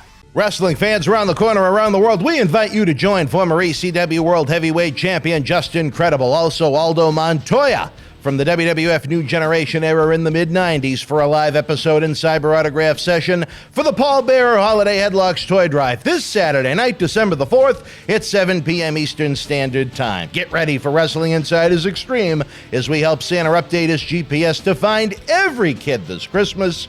Order your 8x10 photos now. Visit BostonWrestling.com. Wrestling fans around the corner, around the world, welcome back to Wrestling Insiders Extreme. You know what? If you're not part of the Patreon family, you don't know what you miss sometimes on the commercial break. Some of the great conversations we have. You know, we've got about 6 or 7 dozen of the great Patreon fans here tonight that came out to meet Justin, and we're having a great time. But, you know, patreon.com/Boston Wrestling, you get early, full screen, ad-free access to these shows. You get access to our acclaimed studio shoot interview DVD library that's been seen by millions online, millions more on the Howard Stern Show. You get Patreon exclusive videos, and more than anything, I keep pushing it. I don't want to get you mad, Marty, but you're helping keep Wrestling Legends working. Again, patreon.com/Boston Wrestling. If you can't remember it, the link is in the description box below. All of you that come to watch these shows, we consider you great fans, great friends, but when you join the Patreon, we think you're part of the family. You get I was just going to say, if you're not part of the Patreon, you're part of the problem. You know what I'm saying? You know what? I might get a little heat, but I'm going to steal that.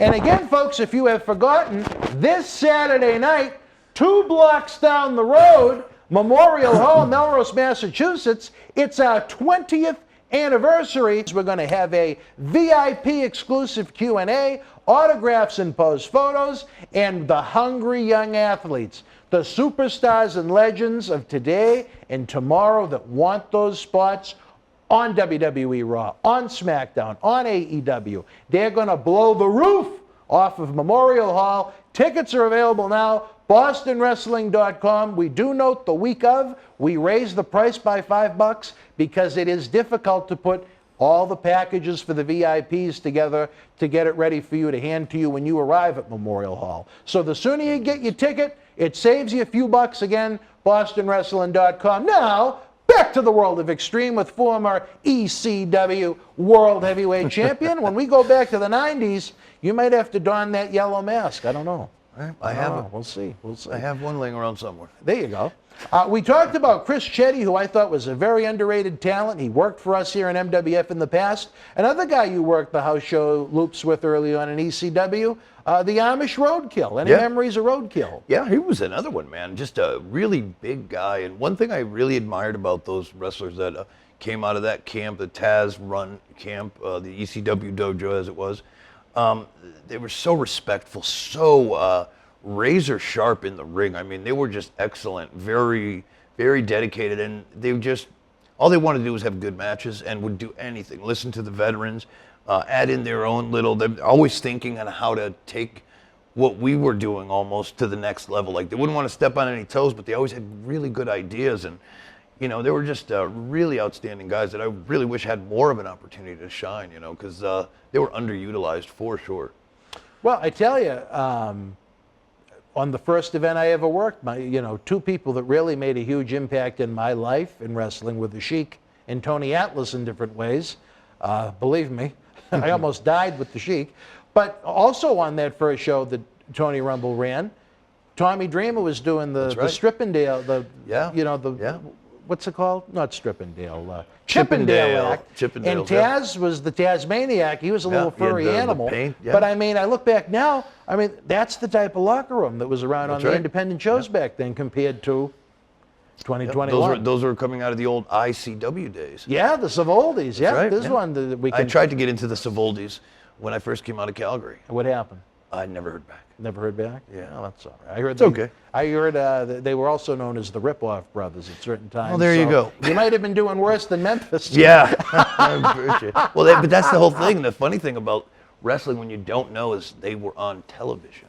Yes. And the fact that I got their show in Connecticut, I was like, You know, and that's how it was. It was that power of television that was so seductive for a young man, young woman sitting at home wanting to get into the business, and they see that, they're like, well, it must be legitimate. It's on television.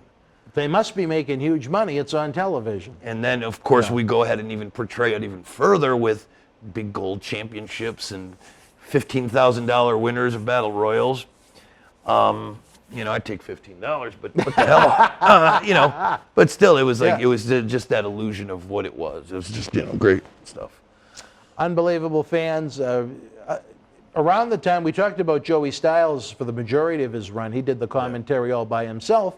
At one point, he did have a sidekick doing color, a very risque, ravishing Rick Rude, laying down the verbiage in very creative ways. I thought he was actually kind of good and funny in certain spots.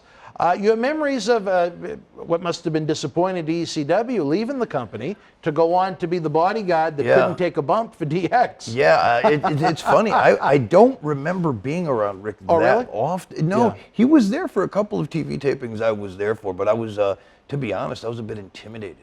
Really? Yeah, I was such a fan that I didn't really, I loved Rick Rude's work, but I didn't really mess with him. But he certainly had that, that thing that, especially for commentating, because he was a funny guy. And he came from that, I was good friends with Mr. Perfect, Kurt Hennig, and he came from that group of Minnesota guys. Minnesota group. Yeah, with like I was friends with Blackjack Lanza and obviously Sean Waltman and all those Minnesota guys were, I was really tight with those guys, so I was a bit intimidated by, they were all shooters too.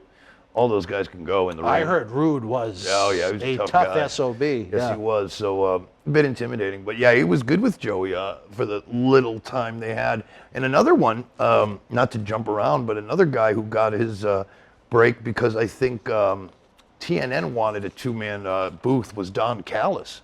Oh, yeah. Cyrus. He did have a run doing it, too. That's right. He was the he was part of the network, right? Yeah, because that was a shoot. That was half a shoot. TNN did want somebody to come along with Joey because Paul and Joey and Paul wanted it to be just Joey, keep it, traditional. But TNN wanted him there, wanted a second person there, so they made it part of the storyline, which I thought was kind of cool, because that did work for a very long time. That whole angle.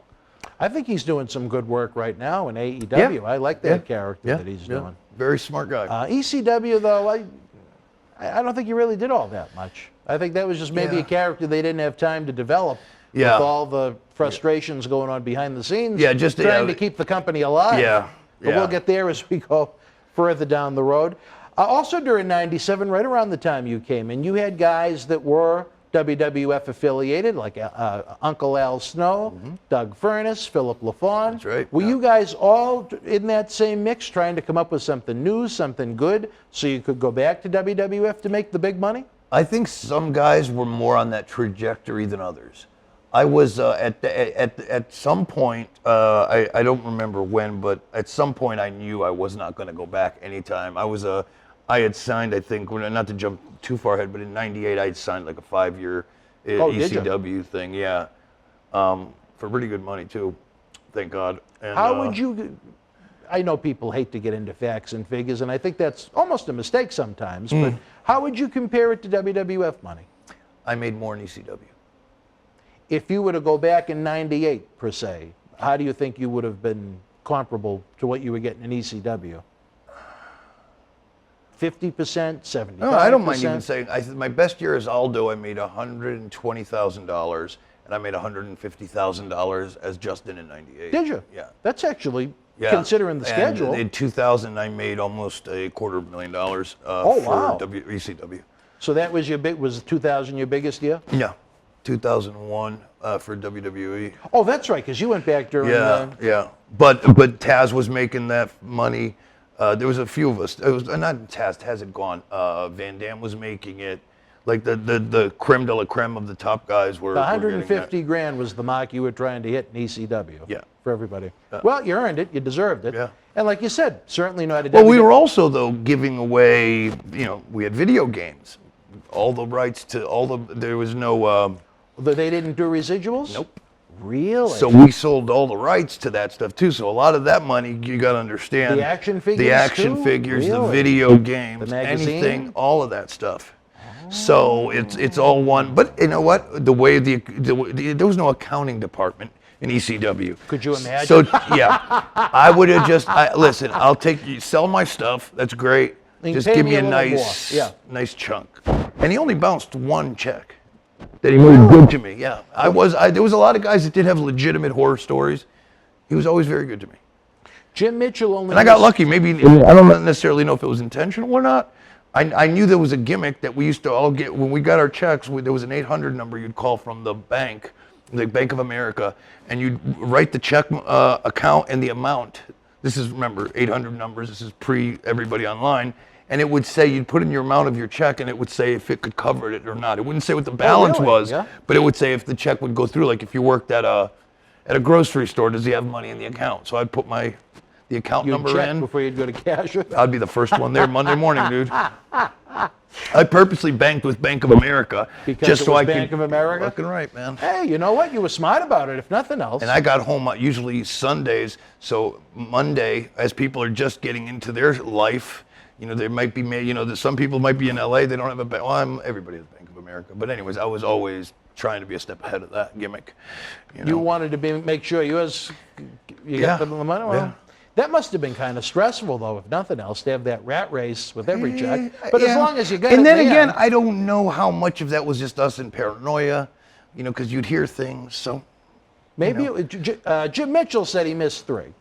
Okay. And he said, you know what? For everything that Paul Heyman did for him, he held no grudge over it. So. And the one time he did bounce a check, I went to his house.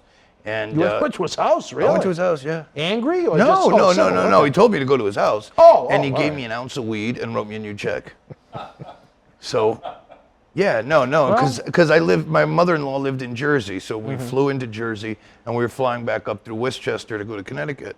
And they just said, come by the house. So he wrote me a new check and gave me an ounce of weed. So he honored it in the end. Yeah. So technically, you never missed one. Well, yeah. I mean, but the one only one bounced. So I was lucky. Well, again, there have been some horror stories, but sometimes people have axe to grinds, or as Tony Atlas likes to say, if the story. Some people did get screwed. Like I know Candido did. Oh, really? Because what happened was Candido and Tammy used a lot of their credit to book airline credit tickets. Cards, yes. So they had like $75,000 in credit cards that were paid for ECW tickets and stuff. So I mean, a lot of people did get, I just wasn't that stupid to put credit cards in my name and buy tickets on them. Did Candido do that because he wanted to be office, or why do you think he would even get involved with that? Perhaps. Perhaps. I mean, everybody believed in Paul. You wanted to believe in Paul. And I think somewhere deep down inside he believed a lot of the shit he said. He was the world's best liar. A great motivator? Great motivator. Better motivator than he was Booker. Really? Oh, yeah. Wow. That's quite a statement. Well, if you really look at the locker room and you look at the people he had on there, not a lot of the greatest workers and or physical talent you could see, but what he would do is get a guy that was like myself or other people that were maybe a little underappreciated, and he would have you believe that you could, run through that brick wall. And that's one thing he was very good at, is making you believe in yourself. And there's something that happens to you when everybody around you tells you you can't. And there's Paul Heyman, third biggest wrestling company in the world, and just believing in you and giving you that. And you have a little bit of that talent. Now he's reaffirming you and saying you could be the best in the world if you really go for it. That's a lot for your esteem. But then what happens is all the things start to shoot on all cylinders. The belief, and then the action, and then of course help from the book can kind of make a tidal wave. Belief in yourself really in all things in life helped. Oh, sure. He was very good at pulling 100%. that out of everybody. He'd find all the right individuals and tell you what you needed to hear. And what you needed to hear, or I needed to hear. He was very good at that. But for you to say that better than a booker, because he had a lot of Tommy Dreamer helped him a lot, and a lot of guys helped him with stories, especially towards the end when the finances got really bad. Paul was more worried about making deals than booking stories. So I really believe that. Yeah. Wow, that's actually a really cool story. Yeah. Al obviously went on to have a great run with WWF with Head, That's right. and almost as he told me as a joke, when him and Blue Meanie was screwing around at some house show. Do you think there was anything that could have saved Furnace and LaFawn to go back and have a big WWF run? No. I found them to be, while solid, kind of boring. They were not very good. No? And they were great guys. I had seen their work in All Japan, and I had worked with them in the WWF. Just wasn't for America. Phil was banged up really bad. Was he? By working Japan, his knees were shot. And I think they made it to the WWF on pure, just, you know, because Johnny Ace was in All Japan, and a lot of the people are rumbling, and these guys are great. Great you know, reputation. 4 or 5 star matches from Meltzer. But then, you know, the injuries start to catch up to the body.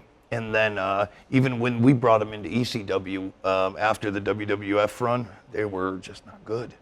I think injuries, you know, and just, you know, they just didn't have it anymore. It's a shame because they were super nice guys.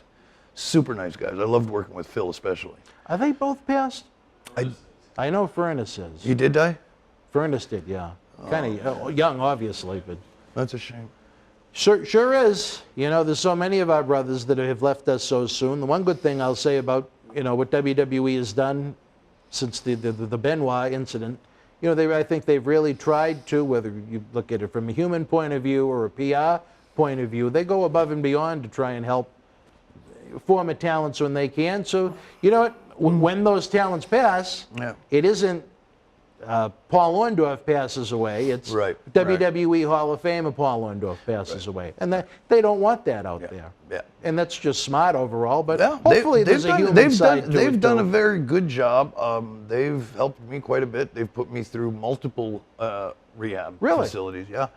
And so much to the point where I've gotten aftercare that they paid for, and they do to this day have somebody on their dime that you can call if you need, you know, if you're struggling in between, you know, it'll help you find what you're looking for, like a professional. I mean, somebody I've dealt with for a bunch of years, same gentleman, wonderful gentleman, and, you know, wonderful people. I wonder if it's that name that I got back in June. Maybe it's the same person. Yeah, it might be. Yeah. I would probably bet it was. Wow. And he's been there for a long time. I respect them for it. No matter what the reason is. They shelled out like 6 figures for my trip. They're not cheap.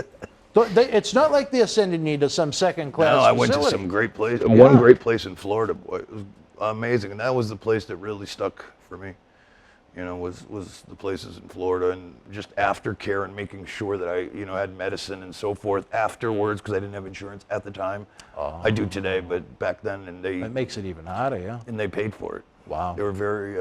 I think if you show them any seriousness, they will, you know, also kind of reciprocate it as much as they can. I know in that situation I had in June, they were willing to try and do everything they could to make it happen. I know in this very studio, Matt Bourne told a very interesting story about his situation, even though he did wind up passing away as a result of his usage. But I mean, again, 6-figure facility.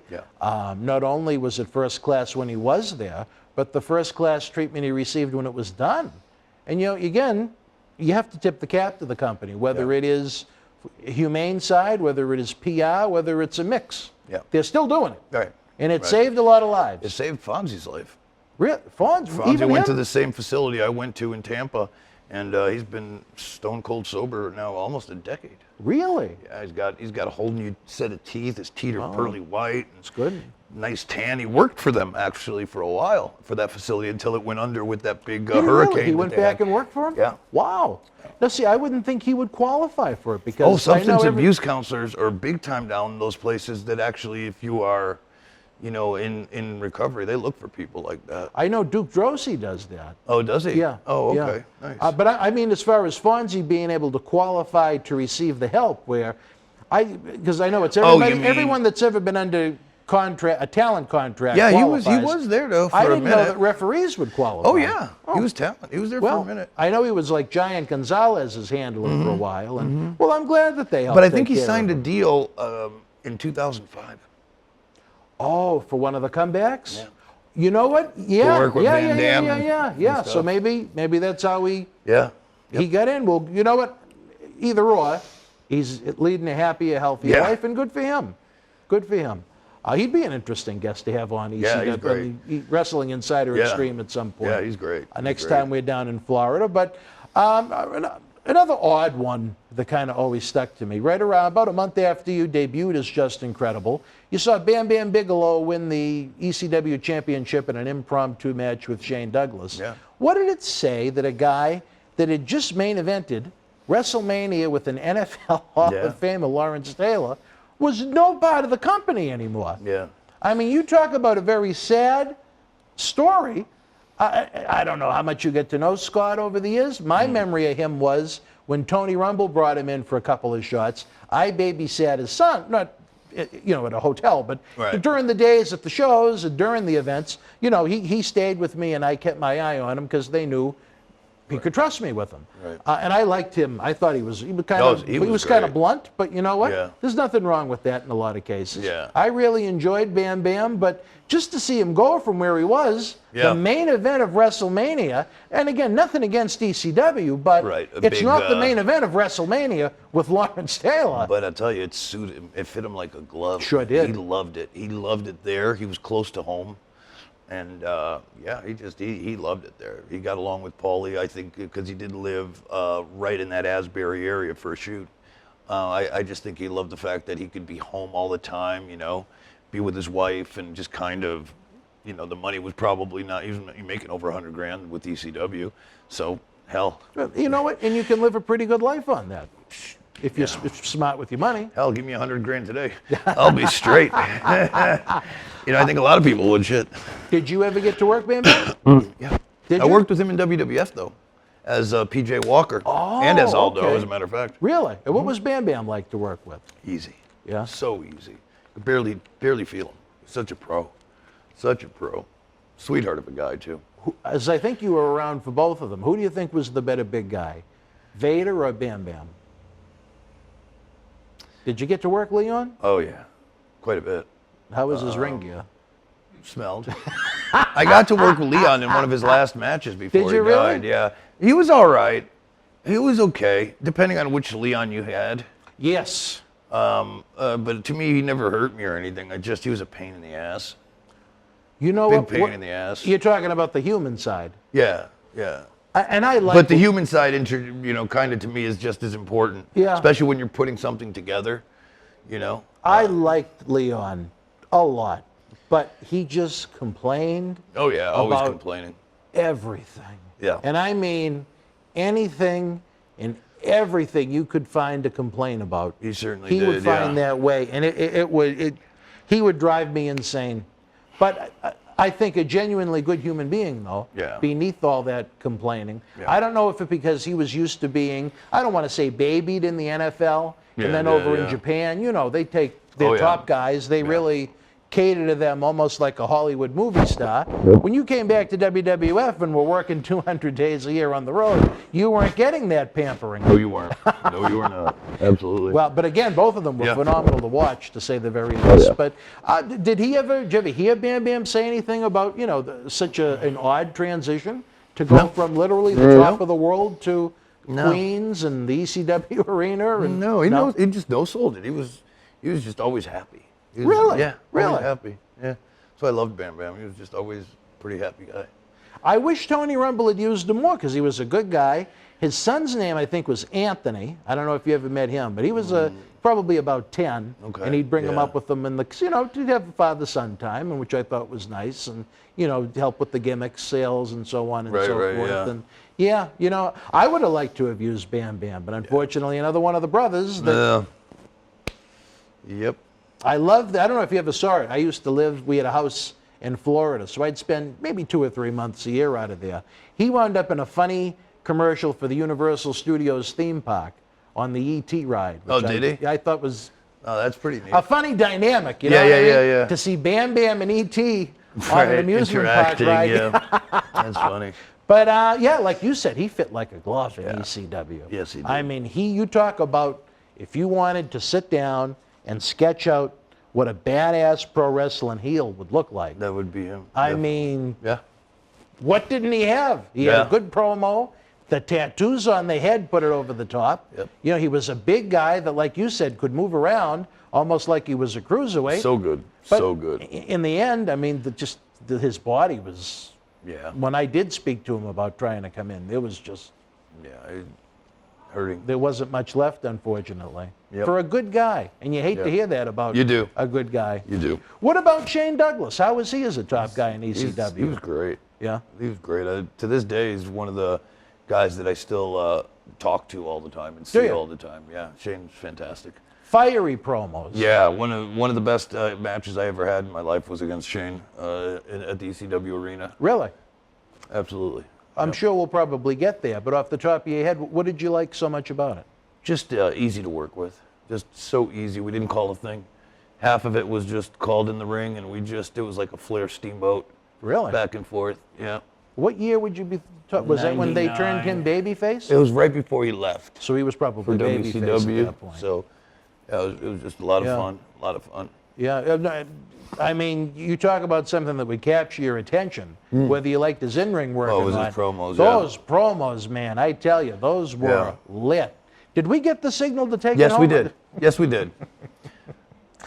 You know, fans, again, that's when we're having the When good you get conversation. that good conversation going. I can't believe we flew through another episode so quick. Hey, that's how I'm good at this thing. Well, I can't wait to have you back. I'm telling you. I can't wait to hear what you guys think in the premiere chat on the right side of the screen. Leave us some messages what you thought about tonight's show, the ECW parts, the non-ECW parts. We're talking great wrestling all around, having a lot of fun here on Wrestling Insiders Extreme. Again, if you give us a thumbs up, doesn't cost you a penny. If you subscribe to the YouTube channel, doesn't cost you a penny. Costs you nothing. And you're helping these tremendous YouTube algorithms get us out to more fans that may have left wrestling in the 80s, may have left wrestling after the Attitude Era and the Monday Night Wars in the 90s. Once they find these talk shows again, just with the growth I see in the numbers month to month and year to year, I know they're going to love what it is we are producing. We ask for your help. Again, the Super Chat is open. You can always make a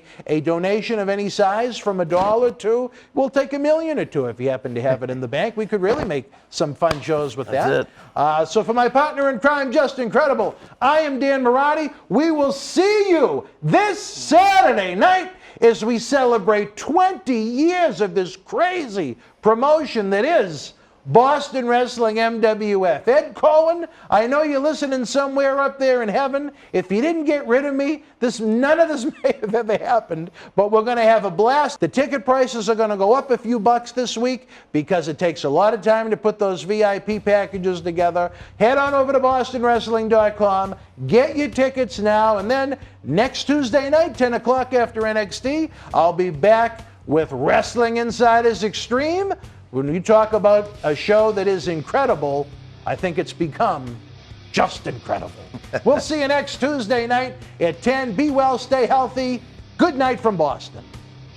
Well, fans, it was a crazy night on WWE, NXT, and AEW, Doc, but they can't light a candle to the world that was Extreme Championship Wrestling. Since the debut of this series in September, we've had New Jack, Just Incredible, even early ECW legend Kevin Sullivan sharing their stories and memories, and we'd love to have you help us bring you even more superstars for more great content. The easiest way to do that, to get everybody involved in a cost-effective manner, to give you that early full-screen, usually ad-free access to Wrestling Insiders across the board while helping keep these legends working, is by joining the Boston Wrestling Patreon family at patreon.com/Boston Wrestling. Don't forget the holidays are here. The Boston Wrestling eBay store is open for business with great merchandise from every era.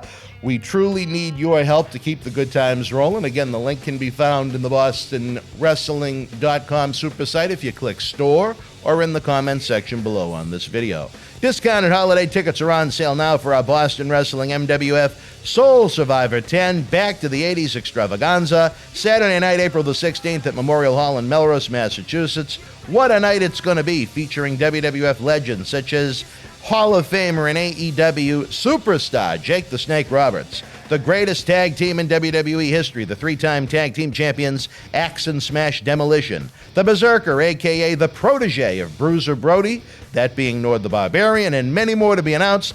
Get the best seats in the house for the best price possible in what could be the Memorial Hall finale. Again, folks, one more reminder, the Marty Jannetty Party with Marty Indiegogo campaign is a rockin' and a rollin' to keep his Wrestling Insiders series going each and every Thursday night. And again, don't forget, Just Incredible will be with us live this Saturday night, December the 4th. Set a reminder to join us.